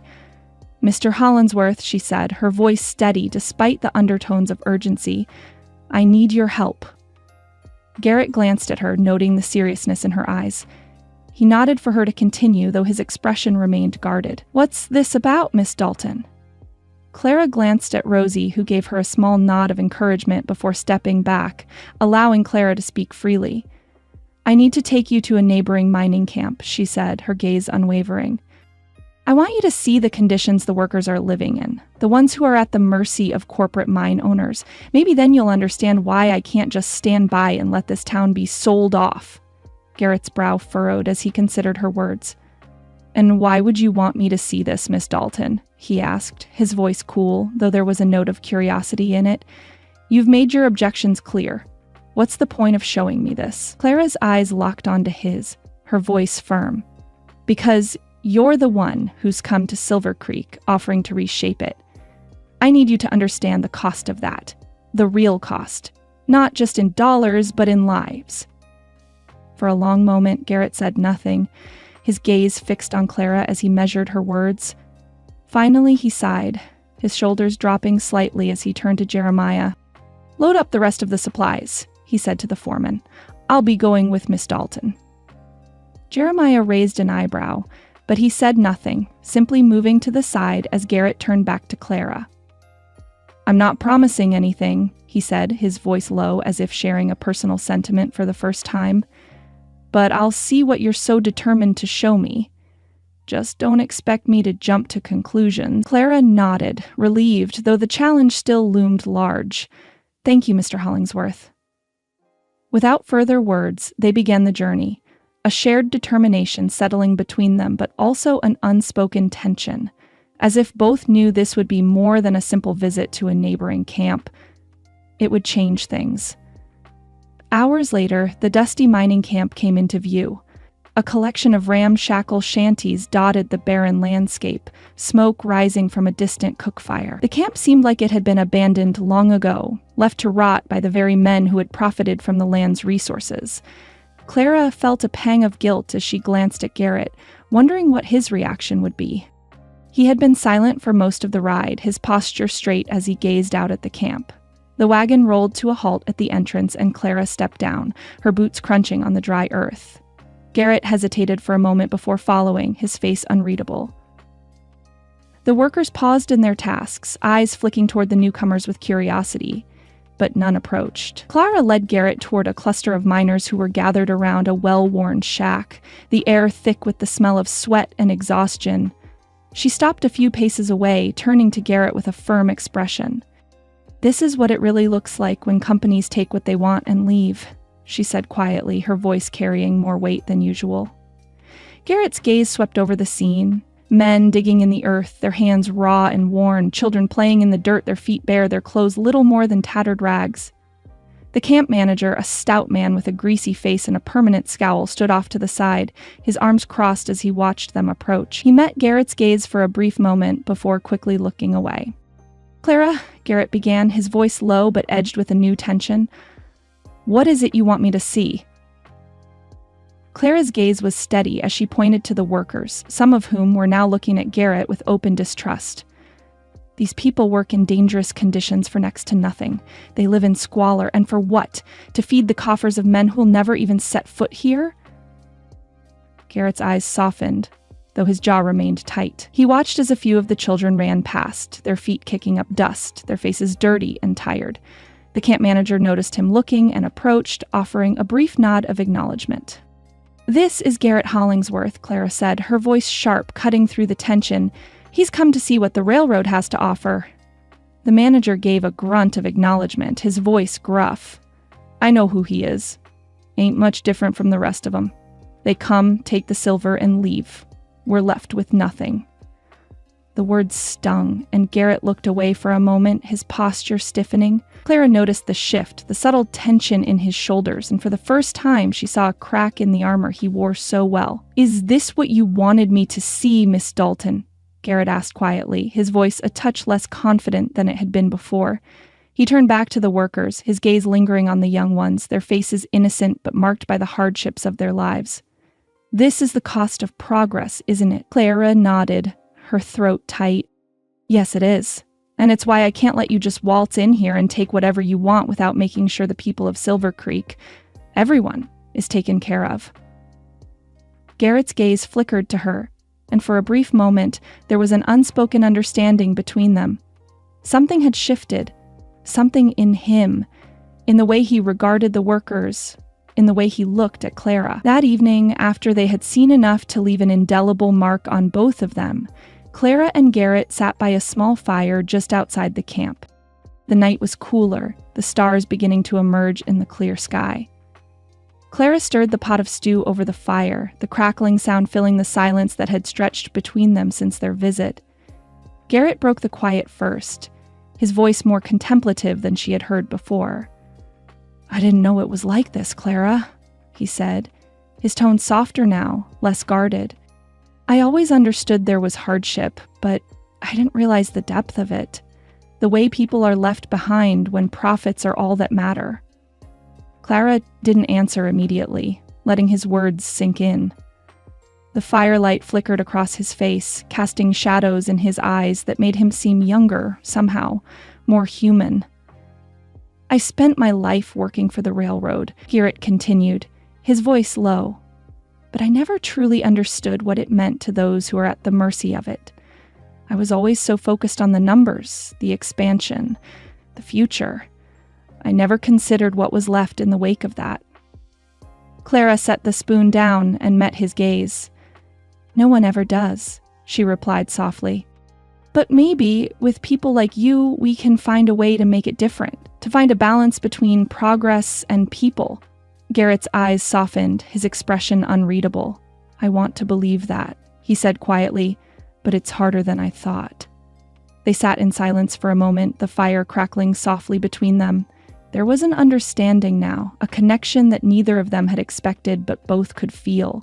Finally, Clara stood, brushing the dust from her skirt as she packed up their things. "We need to get back to Silver Creek," she said, her voice steady. "There's still much to be done," Garrett nodded, standing beside her. As they prepared to leave, neither of them spoke again, but the weight of the evening hung in the air. A new understanding had been forged between them, one that might just lead to the kind of future Clara had been fighting for. As they walked back toward their horses, the first hint of a compromise began to take shape, though neither of them knew exactly where it would lead. Chapter 8. Midpoint. A glimmer of hope. The afternoon sunlight streamed through the narrow windows of the inn's small parlor, casting a warm glow over the room. A soft murmur of conversation filled the space as townsfolk trickled in. Some farmers, some merchants, and a few miners, all gathered here in anticipation. Clara stood at the front, her hands folded tightly in front of her, her heart beating a little faster than usual. This was the moment they had all been waiting for. Garrett stood at the head of the room, his hands resting on the back of the chair he had pushed out to greet the crowd. His sharp, composed demeanor remained intact, but Clara noticed the slight unease in his posture. She could tell he was still adjusting to the idea of presenting something that would truly benefit the town and its people. His usual confidence was tempered with a vulnerability he hadn't shown her before. "I'm glad you could all join me today." Garrett's voice rang out, the calm and authoritative tone familiar yet different now, as if he were sharing something personal with them all. "I have spent the last few days revisiting some of the conditions I proposed earlier. After seeing for myself the challenges many of you face, I realized that a better solution must be found." Clara felt a weight lift off her shoulders at his words. She hadn't expected him to completely abandon his plan, but she had hoped he might be willing to amend it. As Garrett continued to speak, laying out the revised proposal, the room grew quieter, the townsfolk hanging on his every word. He outlined the new terms: local ownership, more control over the land, and a guaranteed portion of the profits from the rail spur. The revised plan was still ambitious, but it was far less exploitative than the one originally proposed. There were even provisions to hire more local labor, giving the townspeople a real stake in the project. Clara watched as each word hit its mark, her heart swelling with cautious hope. She hadn't expected Garrett to offer so much, to truly put the people first. When Garrett finished, the room erupted in applause. Clara's breath caught in her chest, a flush of pride rushing through her as the townsfolk began to murmur among themselves. Their faces were full of relief, of joy, as if a weight had been lifted from them all. Even Rosie, standing beside Clara, beamed with a light Clara hadn't seen in her for some time. "It seems," Garrett said with a faint smile, his voice quiet but sincere, "that we've found common ground. This isn't just a deal for Silver Creek, but for its future.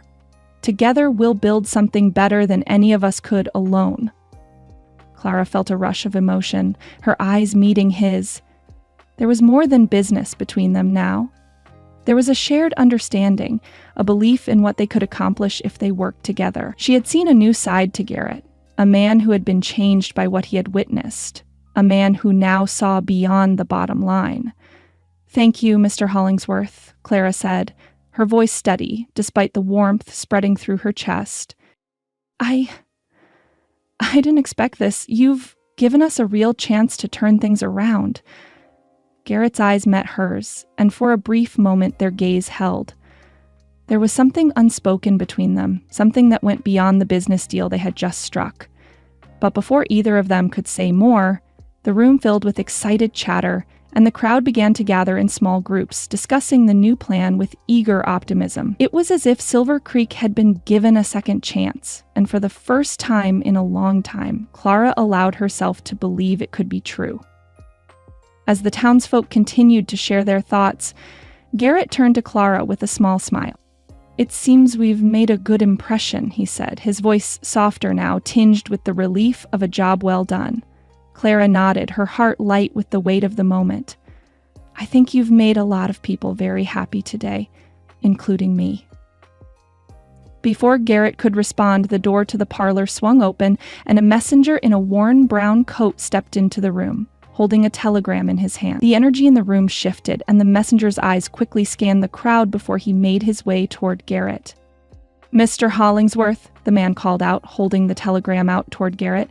"This is for you. Urgent." Garrett took the telegram without a word, his brow furrowing slightly as he unfolded the paper and began to read. The room had quieted again, the festive mood dimming as all eyes turned to him. For a moment, Garrett didn't say anything, his face unreadable as his gaze shifted from the paper to the crowd. Clara's stomach tightened. She couldn't help but notice the way his expression darkened, the subtle shift in his demeanor.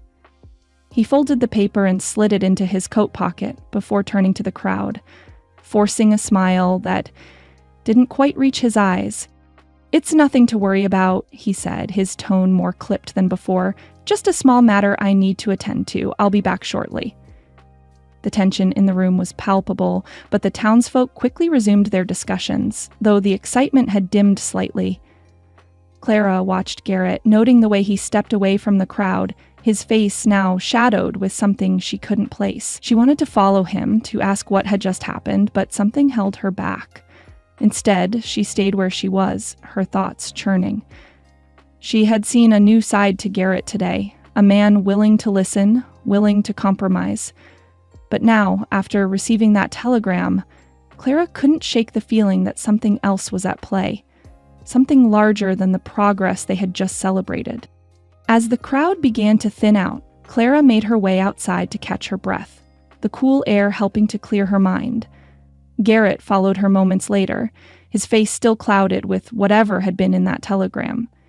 He joined her on the steps of the inn, his expression hardening as he looked out across Silver Creek. "I'm sorry about that," he said, his voice low. "It's just business. My investors aren't exactly thrilled with the changes we're making here. They expect results, and they don't always see the bigger picture." Clara frowned, feeling a sense of unease settle in her chest. "What does it mean? The telegram?" Garrett turned to her, his gaze softer now, though there was a quiet sadness in his eyes. "It means I'll have to answer for the changes we've made. They want the original plan, the one that's more profitable for them." He paused, looking away for a moment. "But I won't let them push me back into that corner, not after what I've seen here." Clara's heart clenched at his words.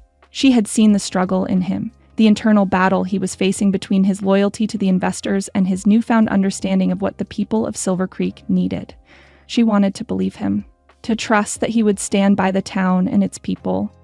"Garrett," she said softly, "I know you're trying, but if you're really committed to Silver Creek, you have to make a choice. You can't keep walking both paths." He met her gaze, his expression conflicted.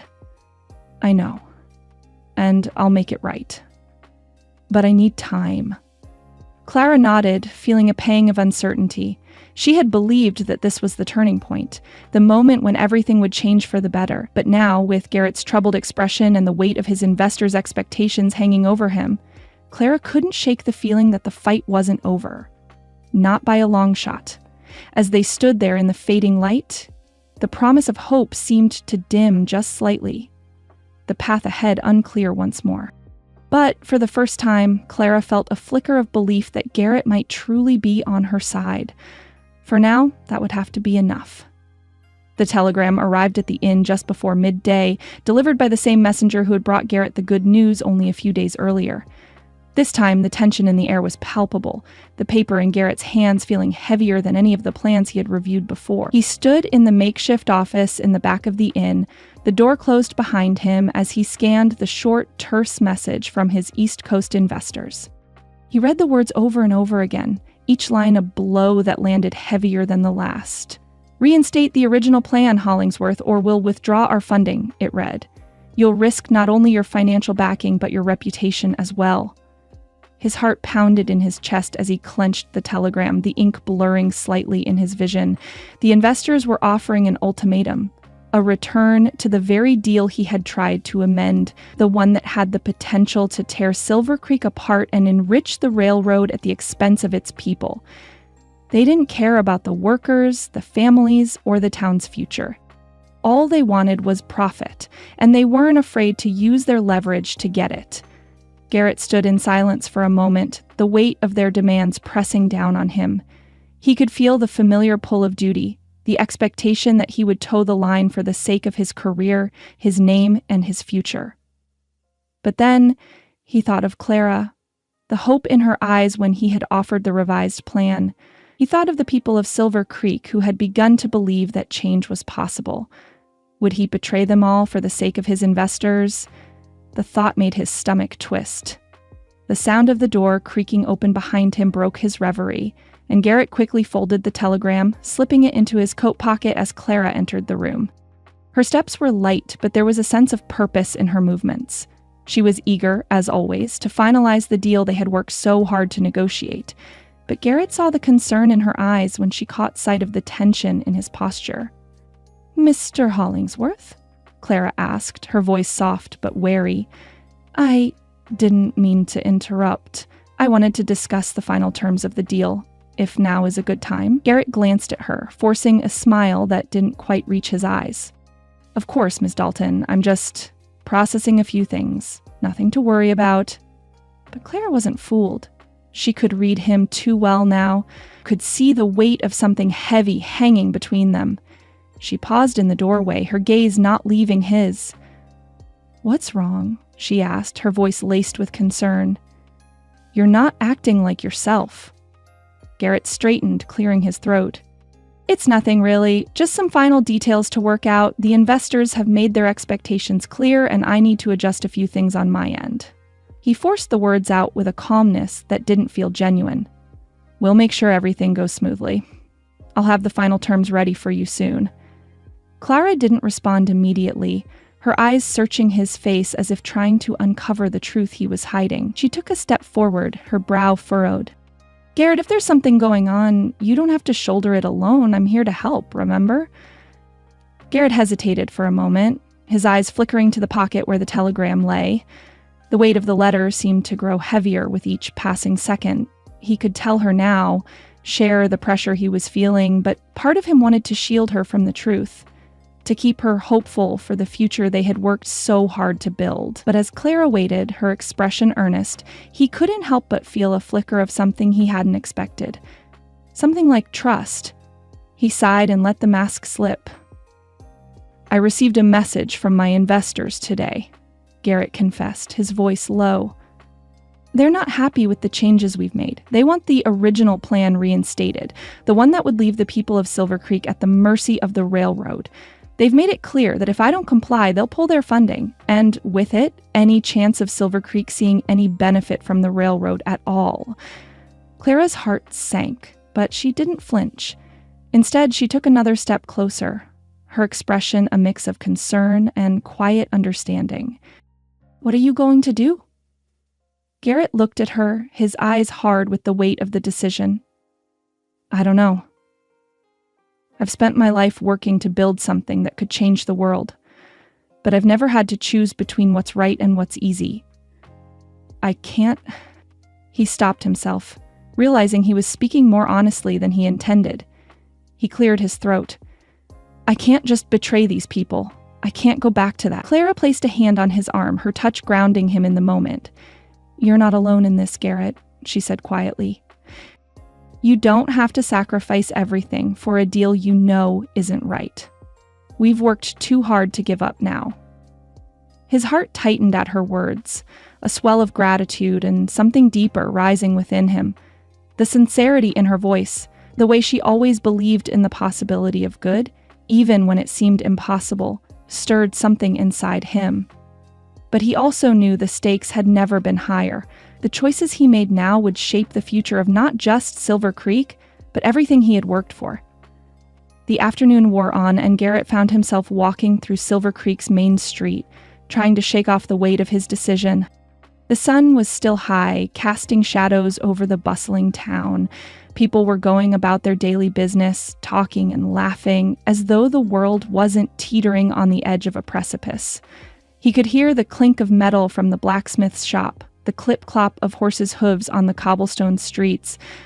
The townspeople were still in high spirits, buoyed by the news of the revised proposal. But Garrett felt none of that optimism. He passed by Edward Loomis, the local merchant, who was standing outside his store, wiping his hands on his apron. The older man's gaze flicked toward Garrett as he approached, his expression guarded but respectful. "Mr. Hollingsworth," Loomis said, his voice low but firm. "I've heard the news. The new plan sounds promising, but I'm sure you know that not everyone is as enthusiastic about it as you might think." Garrett stopped, glancing at the older man. Loomis was a well-known figure in Silver Creek, one of the few who wasn't afraid to speak his mind. "What do you mean?" Garrett asked, his curiosity piqued. Loomis glanced over his shoulder before speaking in a hushed tone. "There are sharks out there, Garrett. Bigger sharks than you've ever dealt with. Don't let their greed sink us all. You've got people excited about the future. Don't let them ruin it for the rest of us." Garrett's chest tightened as Loomis's words sank in. He wasn't just facing resistance from his investors. There were other forces at play, other interests that sought to undermine everything he was trying to build here. He nodded grimly at Loomis. "I understand." As Garrett continued down the street, his mind raced. The pressure from his investors was one thing, but the realization that local power players might be working against him was something entirely different. He was being squeezed from all sides. His thoughts were interrupted by the sight of Jeremiah Boyd approaching from the far end of the street. The foreman's face was set with a worried expression, his gait quick and purposeful. "Garrett," Jeremiah called out as he drew closer. "We need to talk. There's something you need to know." Chapter 9. Secrets in the Shadows. The fading light of dusk cast long shadows over the outskirts of Silver Creek as Clara walked beside Garrett, the air cool against her skin. The dust of the day had settled, leaving behind a stillness that seemed to hang between them, heavy with unspoken words. As they neared the entrance to the abandoned mine, Clara felt an uneasy knot twist in her stomach. Garrett had insisted on speaking here, away from prying eyes, and the secrecy of it only fueled her growing concerns. He stopped just short of the entrance, his gaze flicking toward the mine before returning to Clara. The tension in the air was palpable, and Clara could see the lines of worry etched into his face, lines that hadn't been there before. "Clara," Garrett began, his voice tight, "I didn't want to keep this from you, but it's not as simple as we thought." She folded her arms, trying to keep her composure, but the coldness in her chest was hard to ignore. "What is it, Garrett? What aren't you telling me?" He hesitated, his hands clasped together as if searching for the right words. The hesitation did nothing to ease Clara's mounting apprehension. "I've received an ultimatum from my investors," Garrett confessed, his voice low, as if the words themselves were dangerous. "They want the original plan back in place. They've made it clear that if I don't comply, I lose their funding. I lose everything." Clara's heart sank at the revelation, her eyes narrowing as the truth hit her like a wave. The weight of his words pressed down on her, and her mind raced with disbelief. You knew about this and didn't tell me?" Her voice was sharper than she intended, a mix of hurt and frustration clouding her words. Garrett's expression softened, and he stepped closer to her, his hands raised in a gesture of reassurance. "I wasn't sure what to do, Clara. I'm stalling for time. I'm trying to renegotiate with them. I know it's not enough, at least not yet. But I haven't given up on what we've worked for, on what you've worked for." Clara wanted to believe him. She wanted to trust that Garrett was on her side, that his intentions hadn't changed. But the sting of his secrecy lingered. "I don't know if I can keep fighting for something if I don't know where you stand, Garrett." Her voice broke slightly as she spoke, the raw vulnerability of the moment making her feel exposed. Garrett closed the distance between them, his hand gently touching her arm, grounding her in the quiet of the evening. "I swear to you, Clara, I'm with you. I'm not going back on my word. I will find a way to make this work for the people of Silver Creek." Clara searched his face, looking for the sincerity she so desperately needed to see. She could still feel the weight of his confession pulling at her, but when he met her eyes, there was no trace of deceit, only the raw, strained honesty that reflected the tension within him. "I believe you," Clara said quietly, though the doubt still lingered in the pit of her stomach. But we need more than promises. We need action, Garrett.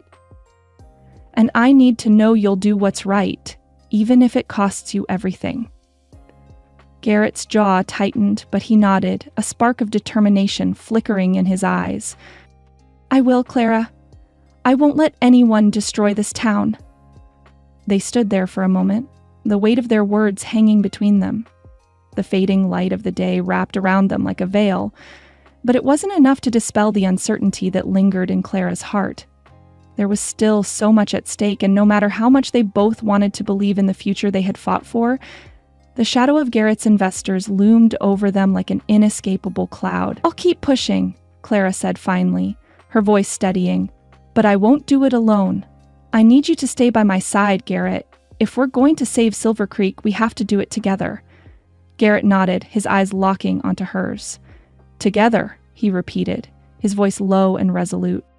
We'll make it work, I promise. As they parted ways that evening, the uneasy alliance between them felt stronger, but Clara couldn't shake the feeling that the storm Garrett had spoken of wasn't just a metaphor. It was coming, and they were both standing in its path.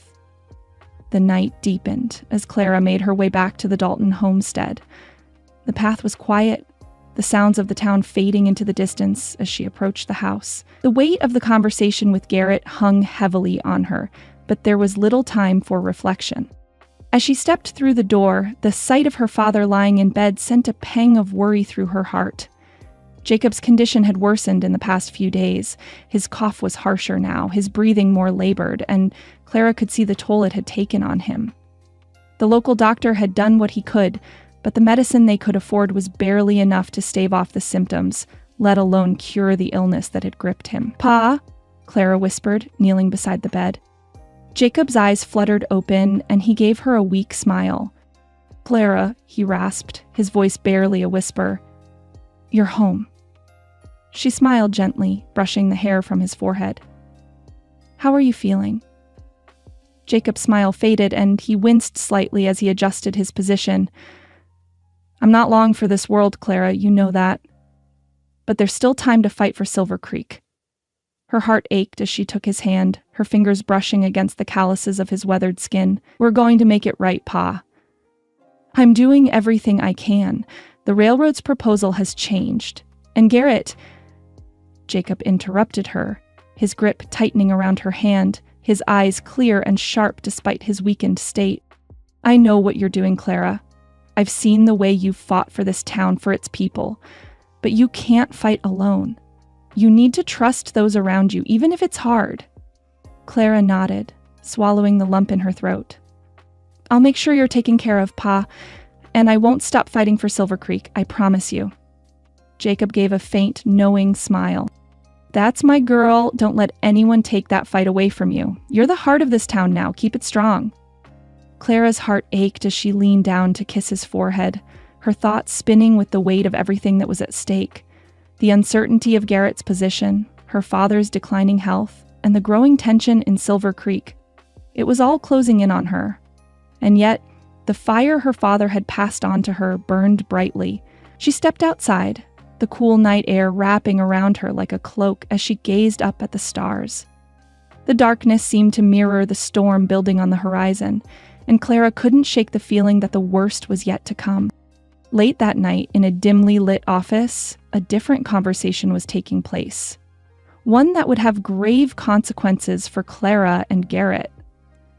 The county official, a rotund man with a greasy mustache and a habit of looking over his shoulder, sat behind a desk piled high with papers. He tapped his fingers against the wood, eyes glinting with malice. Garrett Hollingsworth, he murmured to himself, thinks he can change things around here, does he? He chuckled darkly, glancing at the telegram from Garrett's investors lying on the desk. The message was clear. The investors had their own agenda, one that aligned perfectly with the officials' plans. A knock at the door interrupted his thoughts, and a messenger entered, carrying another sealed letter. The official's grin widened as he took the letter and read its contents. It's all coming together, he whispered, his voice thick with satisfaction. The letter detailed the official's next move. a promise to the investors that should Silver Creek's residents refuse to comply with the railroad's new terms, the official had the legal power and the muscle to seize the necessary land by force. He stood, a smile spreading across his face as he sealed the letter and handed it to the messenger. "Get this to them. Make sure the deal is sealed." The messenger nodded, disappearing into the night as the official lingered, savoring the taste of impending victory. Silver Creek, with all its potential, was about to be swallowed up by greed, and no one, not even Garrett Hollingsworth, could stop it now. Chapter 10. When Hope Falters. The wind that swept through Silver Creek's main street was sharp with the bite of early morning, but it was the murmurs among the townsfolk that made the air feel colder. Clara walked briskly down the dusty road, Rosie at her side, but the quiet hum of conversation was louder than usual. Whispers, glances, and the soft clink of harnesses being adjusted all seemed to vibrate with unease.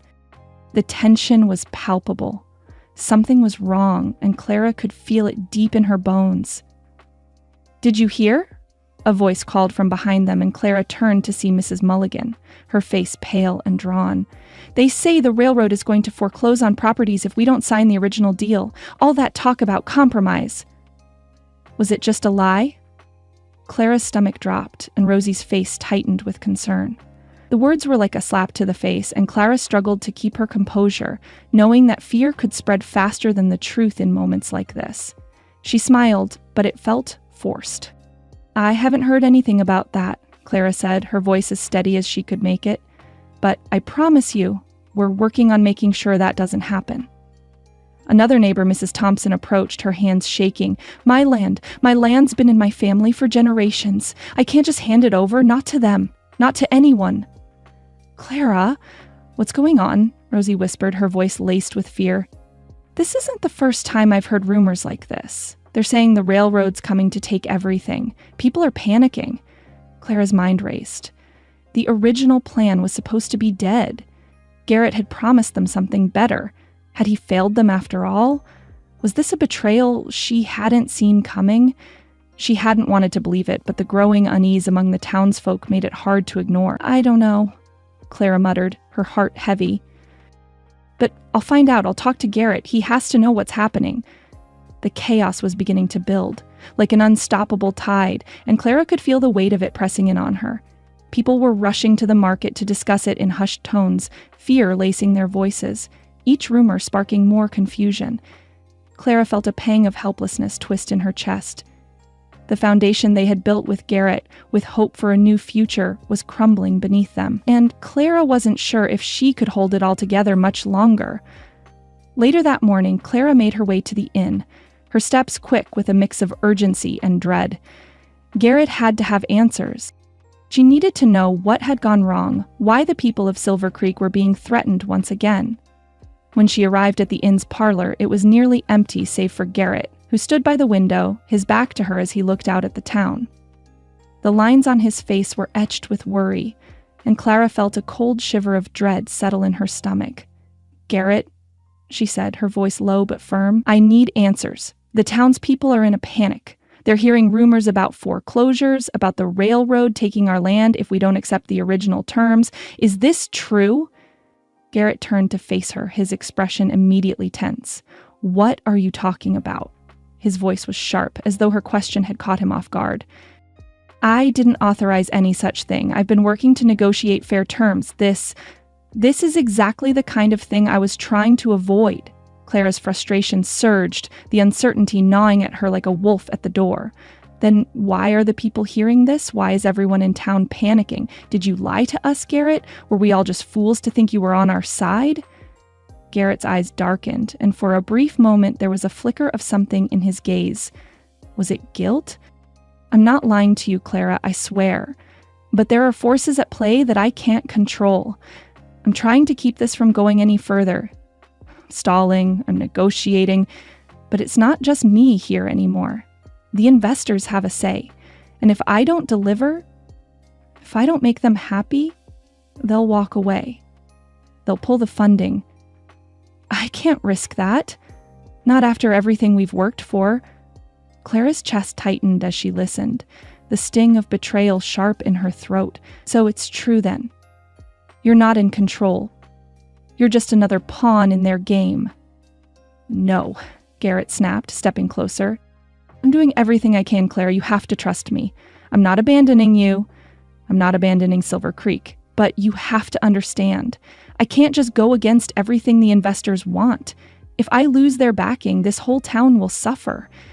There's no easy way out of this." Clara felt a wave of anger surge through her, her voice rising. "You don't get it, do you? This isn't about you, Garrett. This is about us. This is about the people who've been here, struggling, working day in and day out. You promised us a chance, and now you're telling me that you're letting these men take everything from us because you can't stand up to them?"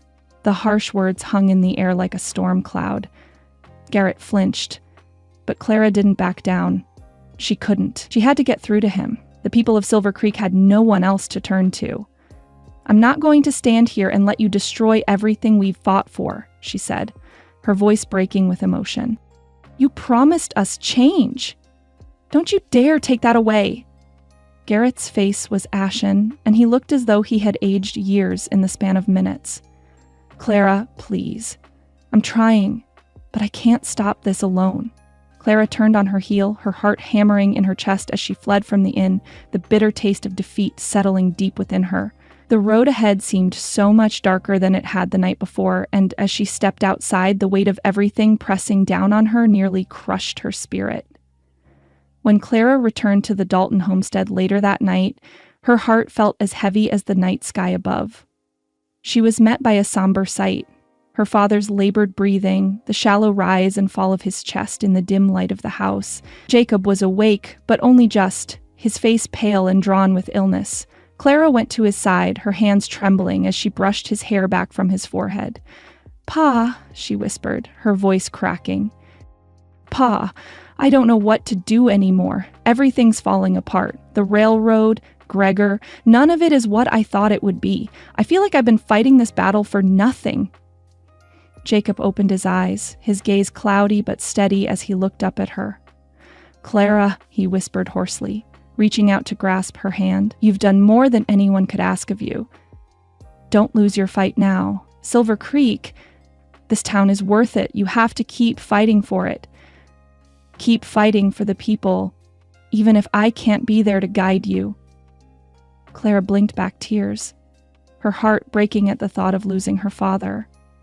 He had always been her anchor, her strength, and now he was slipping away, leaving her to face a battle that seemed unwinnable.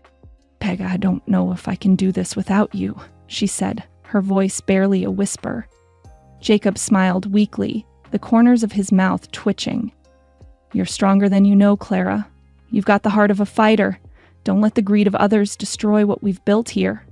But as Clara sat by his side, the weight of everything, the town, the investors, her father's death, pressed down on her, and for the first time, she wasn't sure if she could keep going. The strength that had carried her this far felt like it was slipping away.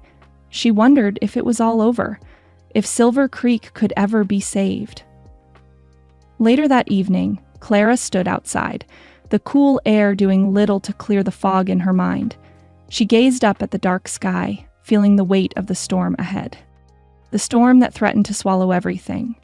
And somewhere, deep inside her, she knew hope was fading. The small gathering by the church was quieter than Clara had ever remembered it being, the air thick with an almost tangible sorrow. The townsfolk, who had once greeted each other with bright smiles and words of hope, now stood in muted clusters, their faces drawn, their bodies heavy with grief. Clara stood at the front, near her father's simple wooden coffin, her gaze fixed on the dark, polished surface, the weight of the moment too much to bear. Her heart felt numb, as if it had turned to stone in her chest. She could hear the murmurs around her, the whispers of sympathy from neighbors who knew her family's pain too well. But Clara couldn't summon the energy to respond, to offer even a polite smile in return. It was as if a veil had descended between her and the world, leaving her isolated in her sorrow. She stood alone, her head held high, but her thoughts scattered and distant. The love and respect she had for her father, his strength, his wisdom, felt like something lost to the wind. The weight of his passing hung around her like a cloak she couldn't shed. The town, too, had lost not just a father, but a symbol of everything that had once made it strong. Without Jacob Dalton, Silver Creek felt less like a home and more like an empty shell, hollowed out by the relentless passage of time. Behind her, Garrett stood at a distance, his hands clasped tightly in front of him, his posture stiff and uncertain. Clara knew he was there, knew he was trying to find some way to offer his condolences, to be the support he had promised. But the gulf between them had grown wider, and every time she tried to meet his gaze, her chest tightened and she looked away. Garrett had promised her everything, and she had trusted him, but in the end, he had failed them. He had failed her father, and now, with Jacob gone, Clara felt the weight of the world pressing on her alone. The town needed something more than Garrett's empty promises. It needed a leader who wouldn't be swayed by outside forces. And in that moment, Clara knew she couldn't look to him for help anymore. As the townspeople filed past, offering their final respects, Clara remained still, her expression unreadable. She wanted to scream, to demand answers from Garrett, but the words caught in her throat. She couldn't bring herself to do it. Not now. Not here. The funeral was over far too quickly. The crowd dispersed, the air still thick with grief. Clara watched them leave, her body stiff with the weight of her thoughts. She needed to be alone, needed to escape the heavy gaze of the town, the sympathetic whispers that followed her every step. She turned toward the back of the church and slipped away, not looking back. The walk to the abandoned mine entrance was long and silent. The town stretched out behind her, fading with each step. It had always been her place of solace, where she could feel the pulse of her father's legacy beneath her feet. The mine had been his life, his dream for Silver Creek. And now, it felt like a tombstone, a silent reminder of all the things she had lost. She stood at the entrance, looking into the darkness of the shack. The wind howled through the narrow opening, carrying with it the scent of dust and earth. Clara closed her eyes, feeling the weight of the world pressing against her chest. She had promised her father she would fight for Silver Creek, but with him gone, she wasn't sure she had the strength to carry on. The pressure of the possible land seizures, the uncertain future of the railroad, and the betrayal she felt from Garrett, it all seemed too much to bear. How could she fight for the town when she felt so utterly alone? She sank to her knees at the mouth of the mine, her hands clutching the cold stone, the tears threatening to spill. What had she done wrong? What had she missed? Why had it all fallen apart when they were so close to something better? As the wind howled through the mine shaft, Clara stood and wiped her eyes, the tears drying quickly in the harsh air. She couldn't give up. Not yet. But where could she turn? Who could she trust now? The light was fading, the world around her growing darker by the second. Clara felt like she was standing at the edge of a precipice with nothing below her but a long fall into despair. Later that evening, Clara returned to the Dalton homestead, the weight of the world still pressing on her. The house felt empty, the walls seeming to close in on her as she entered. Her father's absence was a silent presence in every room, and Clara couldn't shake the feeling that the house itself was grieving. As she made her way to the kitchen, she found Rosie waiting for her, a pot of soup on the stove and a knowing look in her eyes. Rosie didn't ask any questions. She simply placed a bowl in front of Clara and sat down beside her.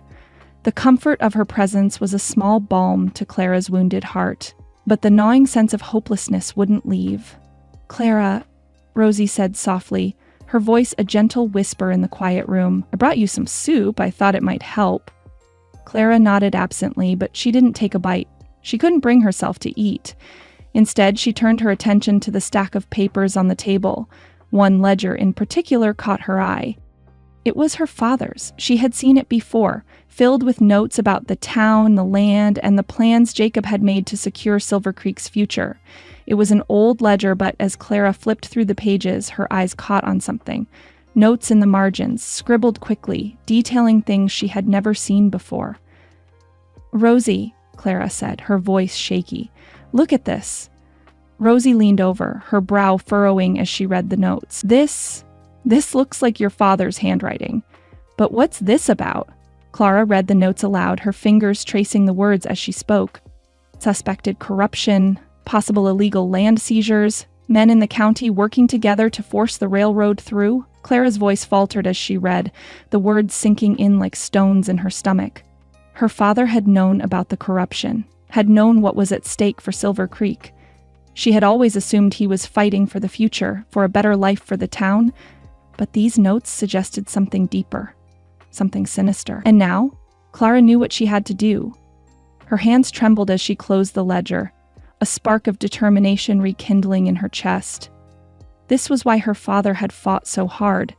This was why she had to keep going. He knew, Rosie, Clara whispered, her voice stronger now. He knew what we were up against. And I can't stop now. Rosie placed a hand on Clara's arm, her eyes filled with understanding. Your father believed in you. So do we. You're not alone, Clara. For the first time in days, Clara felt a flicker of hope stir within her. It wasn't much, but it was enough to push her forward. She had the answers now, and she wasn't going to stop until the truth came to light. The fight wasn't over. Clara closed the ledger, the weight of it no longer a burden but a tool. Something she could use to uncover the corruption that had haunted Silver Creek for far too long. She would find a way to expose the men behind it all. For her father, for Silver Creek, and for herself. Clara clutched her father's ledger tightly in her hands as she walked toward the inn. It was still early morning, and the sun had barely begun to warm the earth, casting long shadows across the porch. Her heart was heavy with the weight of the past few days, but there was a new sense of purpose in her step, a determination that had reignited within her after her conversation with Rosie the night before. She had been lost in the darkness, but now, with the ledger in hand and the proof of the corruption that had plagued Silver Creek staring back at her, she knew what had to be done. She couldn't let her father's fight be in vain. She couldn't let the town lose its soul to the greed of the railroad and the corrupt officials who had tried to manipulate it all. Garrett was standing on the porch, looking out over the town with his back to her. He didn't notice her approaching, and for a moment Clara hesitated. Her breath caught in her throat as she took in the sight of him. They hadn't spoken since their heated argument, and the distance between them felt unbearable. But the anger and hurt that had burned in her heart had faded, replaced by a steely resolve. She had no time for lingering bitterness. She needed Garrett. The town needed Garrett, and together they could still save Silver Creek. "Garrett," Clara said, her voice breaking the stillness of the morning. He turned slowly, and when his eyes met hers, something softened in his expression. The guardedness that had lingered since their argument was still there, but Clara could see the flicker of hope in his eyes. I've found something," Clara continued, her voice steady despite the flood of emotions that surged through her. She held out the ledger, the pages worn and creased from years of use, but the writing inside clear and undeniable. "It's proof, Garrett. Proof of the county officials' involvement in fraud. The contracts are forged, there are hidden payments, it's all here." Garrett's eyes widened as he took the ledger from her, his hands brushing against hers as he flipped through the pages. His brow furrowed as he read, his jaw tightening with each new revelation. This changes everything," he said, his voice low but filled with the weight of realization. "I had no idea. I've been so focused on the investors that I missed this." Clara stepped closer, her heart swelling with a mix of relief and renewed purpose. "It's not too late," she said, her voice unwavering. "We can still make this right. We can expose what's been happening. We can stop the land seizures. We can save Silver Creek." Garrett looked up from the ledger, his expression shifting from one of disbelief to one of determination. "You're right," he said, his voice stronger now. "We can't let them win. I'll use everything I have, every resource, every connection to help you." Clara's heart skipped a beat at his words. There was no more hesitation in his voice, no more doubt. He was with her. He was all in. And for the first time in what felt like forever, Clara allowed herself to believe that they could still succeed. "I don't care what it costs," Garrett continued, his eyes locked on hers. "I'll help you fight. We'll bring justice to Silver Creek, Clara, together." A sense of unity washed over Clara, as though the weight she had carried for so long had finally lightened. For the first time, she wasn't alone. They weren't alone, they had each other, and they had the truth. The saloon was bustling with activity as Clara, Garrett, Rosie, and Jeremiah sat at a corner table, surrounded by a few key townsfolk. The whispers of doubt and fear that had once filled the air were replaced with a hum of determination. They had seen the evidence, and now they were ready to take action. Clara stood to address the group, the ledger open in front of her, her voice steady but filled with passion. "This is it," she said, looking around at the faces of the people who had supported her father and who now stood with her. "This is the proof we've been waiting for. The county official, the investors, they've been colluding to take what's ours. They've been lying to us, manipulating us for their own gain. But we have the evidence, and we can't let them get away with it." There was a murmur of agreement from the group, and Jeremiah stood up, his face hard with resolve. "It's time to show them what happens when they mess with Silver Creek," he said, his voice gruff. "We've been quiet long enough. It's time to fight back." The room erupted into a chorus of nods and murmurs, the energy in the saloon shifting from fear to anger. Clara felt her heart swell with pride. These people, her neighbors, her friends, they were ready to stand together. They were ready to fight. "We'll take this to the county hearing," Garrett said, his voice filled with the weight of the plan they had forged together. "We'll expose the corruption, demand justice, and we'll make sure the investors know that they can't walk all over Silver Creek." Clara turned to look at Garrett, her heart beating a little faster at the sight of him standing by her, his strength matching her own. He had promised her everything, and now, for the first time, she felt like they had a real chance to win. "We'll need every one of you," Clara continued, looking around at the group. "We can't do this alone. We need to show them that Silver Creek isn't just some place to be bought and sold. This is our home." The townsfolk nodded, their faces a mixture of determination and hope. They weren't just fighting for their land, they were fighting for their dignity, their future. As the meeting wrapped up, Clara and Garrett lingered outside the saloon, the weight of the upcoming battle settling over them. The day was beginning to cool, the sun dipping lower in the sky, but there was no time to rest. There was still much to do. Clara glanced at Garrett, her heart heavy with the unspoken words between them. They had come so far, and yet the road ahead was fraught with danger. They didn't know what the county hearing would bring, what tricks the corrupt official might have up his sleeve. "I'm scared," Clara admitted, her voice barely above a whisper. Garrett turned to her, his eyes softening with understanding. "I am too," he confessed. "But it's worth the risk, Clara. It's worth everything." He reached for her hand, his grip firm and reassuring. Clara felt the strength of his touch, and for a moment the world felt smaller, more manageable. Together they could face whatever was coming. "Whatever happens," Garrett said softly, "we face it together." Clara nodded, her heart swelling with a mixture of gratitude and determination. "Together," she echoed, the word a promise between them. As the sun dipped below the horizon, they stood side by side, ready for the battle that lay ahead. The town of Silver Creek was depending on them, and together they would fight for it. The wheels of the wagon creaked as they rolled through the dusty road that led into the county town. Clara sat stiffly beside Garrett, her eyes focused on the courthouse ahead. Silver Creek's hopes rested on this moment, this single confrontation. Around them, a small caravan of Silver Creek supporters had gathered, friends, farmers, miners, and business owners who had all come to stand beside her. Their faces were grim, but there was determination in their eyes. This was their fight now.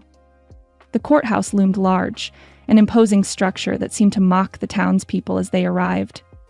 The air was thick with anticipation, and Clara could feel the tension tightening in her chest. As they pulled up, Clara saw him. The county official, a bloated man in a gray suit, standing tall with an air of arrogant confidence, flanked by two of his associates, men who exuded the same menacing energy, and beside him were the representatives of the East Coast investors, faces hard and calculating. Garrett's jaw tightened beside her, and Clara could see the strain in his posture. He had come a long way from the man who had first stepped into Silver Creek, but this was the moment that would define him, and the town. This was the showdown. As the group disembarked from the wagon, the county official turned to face them. His smirk was almost predatory as he caught sight of Clara and Garrett.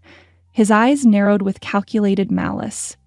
The game had changed for him, but he still held the upper hand. "You're late," the official sneered, his voice carrying in the still morning air. I expected no less from you, Dalton. But let's not waste any more time. I've got a business to conduct." He gestured dismissively toward the crowd that had gathered, his menacing tone a clear challenge. Clara refused to back down, holding her ground. "We're here for a reason," she said, her voice calm but full of steel. "This isn't just about land, it's about right and wrong." Garrett moved beside her, his posture unwavering. "And we intend to prove it," he added, his voice steady. The official's smile faltered just a touch before he regained his composure.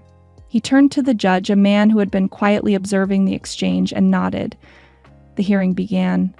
Inside the packed courthouse chamber, Clara sat rigid in her seat, the weight of the moment pressing on her shoulder. The room was filled with townsfolk, some with hopeful faces, others with lines of worry etched deep. Clara felt every eye on her, as if the town was waiting for her to lead them to victory. Or failure. The official stood at the front, holding a stack of papers in his hand. His voice rang out, filled with certainty and authority. "Your Honor, I present these documents for the record," he declared, slamming the stack onto the table with a thud. "These are the land seizure papers, fully authorized and in compliance with the law. I ask that the court validate them and allow us to proceed with the property transfers." A murmur rippled through the room, but Clara's gaze never wavered from the official. This was the moment, the final test. Garrett sat beside her, his hand resting lightly on the table, his eyes steady, but she could feel his tension. They had no more room for error. But Clara wasn't about to let the official have the last word. She took a deep breath and stood, her heart pounding in her chest, but her voice steady as she addressed the judge. "Your Honor," she began, holding the ledger her father had kept close for years. She could feel the weight of the town's hopes on her shoulders as she presented it, the pages marked with her father's scrawl and meticulous notes. "I have here proof of fraud, of illegal dealings, bribes, forged signatures, and unlawful claims. This document shows how these land seizures were orchestrated, how this man," she gestured toward the official, "and his investors have manipulated the system for their own gain." A shocked gasp spread through the room, and Clara watched as the judge's eyes flicked between her and the official. The room was thick with tension, the sound of the rustling papers almost deafening in the silence that followed. Clara's pulse quickened, but she pressed on, showing the pages to the judge and the court. Garrett stood beside her, his voice calm but firm as he added, "We also have railroad documents that directly contradict the official statements. The investments were never meant to support this kind of underhanded deal. These papers prove that the contracts were signed under duress." The official's face had drained of color, his earlier bravado slipping away as he stepped back, stammering for the first time. This is a mistake," he protested weakly. But the damage had already been done. The judge's voice cut through the chaos in the room. "Order," he barked. "I will have order." But it was too late. The evidence was there, the truth had been laid bare, and the room was filled with the heavy sound of realization. The official had nowhere to hide. He could no longer dismiss the allegations as rumors or misunderstandings. The truth had been unmasked. Moments later, the official's alliances began to crumble. His men, once so confident and assured, looked uncomfortable as they shuffled uneasily, exchanging glances. But the final blow came when Rosie and Jeremiah stood together, their voices strong and clear.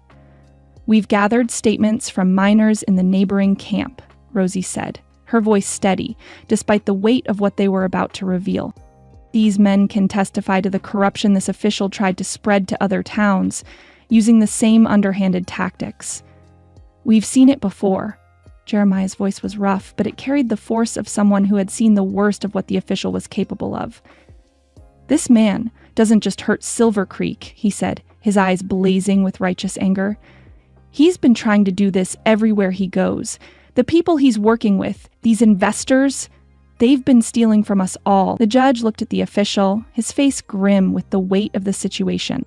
"It is clear that the official has violated property rights and committed acts of fraud," the judge announced, his voice firm. "The court hereby orders that the unlawful claims be relinquished immediately." The room erupted into gasps and murmurs, but Garrett held his ground, his gaze never leaving the official's now furious face. The The officials' men muttered among themselves, the public pressure mounting as their once secure position crumbled. "Your Honor," one of the investors spoke up, his voice dripping with contempt. "If you allow this, we will pull out. We will withdraw all funding. This town will never recover." But Garrett stood tall, his response measured but unwavering. "I will not let your threats intimidate me. This is not about money. It's about what is right. If you want to walk away, then do so. But Silver Creek will never bow to greed." The investors exchanged uncertain glances, their options narrowing, the full weight of their actions becoming clear, and as the officials' smug confidence crumbled, Clara felt a surge of victory. The battle wasn't won yet, but they had taken the first step toward justice. As the crowd spilled out of the courthouse, the atmosphere was electric with the buzz of a hard-fought victory. The sun was setting, and the streets were alive with the sound of voices, but Clara's thoughts were still with Garrett. They had done it. They had exposed the corruption, and now the people of Silver Creek could breathe a little easier. Garrett caught her gaze across the crowd, his face breaking into a smile that softened the edges of the long day. Their eyes met, and for a moment, nothing else mattered. They had come through the storm together, and now the sun was shining just a little brighter. As they walked toward each other, Clara felt a sense of calm settling over her, the weight of the day lifting with every step. "We did it," she said softly, her voice a whisper of awe. Garrett nodded, his expression filled with something deeper than just relief. "We did," he agreed, his hand finding hers. And for the first time in a long while, Clara allowed herself to feel a flicker of hope. The fight wasn't over, but for the first time she believed they could win. A week had passed since the courthouse showdown, and the town of Silver Creek was still buzzing with the aftershocks of victory. The courthouse had been the battleground, but today, it was Silver Creek's meeting hall that was the true symbol of change.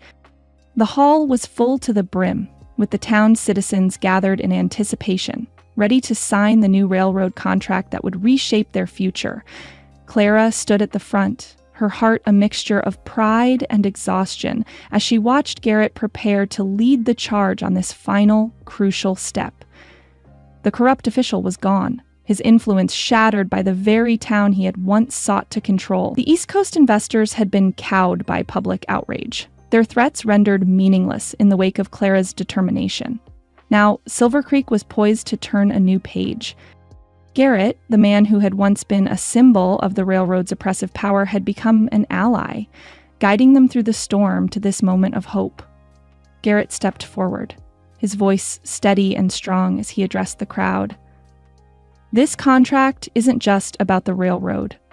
It's about you, the people of Silver Creek, the families who have worked this land for generations. The town will not be left behind. You will be compensated fairly, and you will have a stake in the future of this project. This is your town, and this is your future." The crowd murmured, their eyes fixed on the contract that lay on the table before them. This was the moment they had all fought for, a chance to secure their homes, their livelihoods, and their future. Clara watched as one by one townsfolk stepped forward to sign, their faces lit with a mixture of relief and newfound hope. When it was her turn, Clara took a deep breath and placed her signature on the contract. The weight of it was heavy, but it was also a weight she had carried with pride, the weight of a town's future, of a promise made to her father and to herself. The applause that filled the hall was deafening, a sound of unity, of a community that had come together to rewrite their story. Clara turned to Garrett, her eyes meeting his, and for the first time, she allowed herself to truly smile. This wasn't just about business or land, it was about the people, the heart of Silver Creek, and the legacy that would endure because of them. As the last signatures were written, Clara and Garrett stood at the center of the room, the weight of their shared success settling over them. They had done it. They had secured the future not just for Silver Creek, but for each other. Later that evening, the small gathering at Rosie's shop felt like a celebration in its truest form. Laughter and chatter filled the space, the warmth of lantern light casting a soft glow over the room. The townsfolk, now freed from the fear of losing everything, shared stories, toasted to new beginnings, and spoke eagerly of the promises the railroad would bring. The streets would bustle with new opportunities. Silver Creek was no longer a town on the brink of collapse, but a town on the rise. Rosie was at the center of it all, her infectious smile lighting up the room. She leaned toward Clara, her voice teasing, "So, Clara, what's this I hear about you and Mr. Hollingsworth? Seems like there's more than just business between you two." Clara's cheeks flushed, and she laughed, shaking her head. "Rosie, stop it." But the teasing was genuine, born out of the joy of a town that had been through so much together. Clara caught Garrett's eye across the room, his face warm with a quiet smile, his gaze full of affection. He made his way toward her, and as he reached her side, he took her hand in his, the touch both familiar and new. "I meant what I said, Clara," Garrett murmured, his voice low and sincere. "I don't want to leave Silver Creek. Not now. Not after everything we've built here." He paused, his thumb brushing over her hand in a gesture that sent a ripple of warmth through her. "I want to stay. With you." Clara's heart skipped a beat. She had wondered, since the first days of their partnership, if this was where they were heading. And now, with the weight of everything they had been through, everything they had fought for, Clara felt her heart open to him. "Garrett, she started, but the words seemed inadequate. He smiled, a soft, reassuring smile. "I know, Clara. I know." Without saying another word, he pulled her gently into his arms, his embrace steady and warm. Clara let herself rest in the moment, feeling the comfort of his presence, the security of knowing they were in this together. When they finally pulled back, Clara's eyes were bright, her heart full. "I care for you, Garrett," she whispered, her voice full of honesty. "I always have." Their kiss was tender, a promise sealed in the warmth of their shared future. It was more than a kiss. It was the beginning of something new, something built on trust and love, on the understanding that no matter what the future held, they would face it side by side. A few months later, the sun was shining brightly as the small locomotive chugged into the newly built train depot on the outskirts of Silver Creek. The sound of the engine was a herald of a new era, and the townspeople gathered along the platform, cheering as the train came to a stop. The once silent streets of Silver Creek now bustled with life. Merchants, farmers, and families gathered, each one a testament to the resilience of the town and its people. New jobs, new commerce, new possibilities were on the horizon. Clara and Garrett stood together on the platform, hand in hand. Their eyes were fixed on the train, but there was no need for words. The future they had fought for was finally here, and it was bright with promise. By them, the once silent streets now buzzed with activity. The town that had been on the brink of collapse was now thriving, its spirit renewed and its heart restored. Silver Creek wasn't just surviving, it was living, growing, and thriving, just as it had been meant to. Garrett's hand tightened around Clara's, and she turned to him, her heart full. "We did it," she said, her voice a soft whisper, though she didn't need to say it. The smile on his face told her everything she needed to know. "We did," Garrett replied, his voice steady with the certainty of their future. Together they stood on the edge of a new beginning, their shared dream realized. As the train puffed out a final cloud of steam, Clara knew that the best was yet to come. Silver Creek had risen from the ashes, and so had they. Together.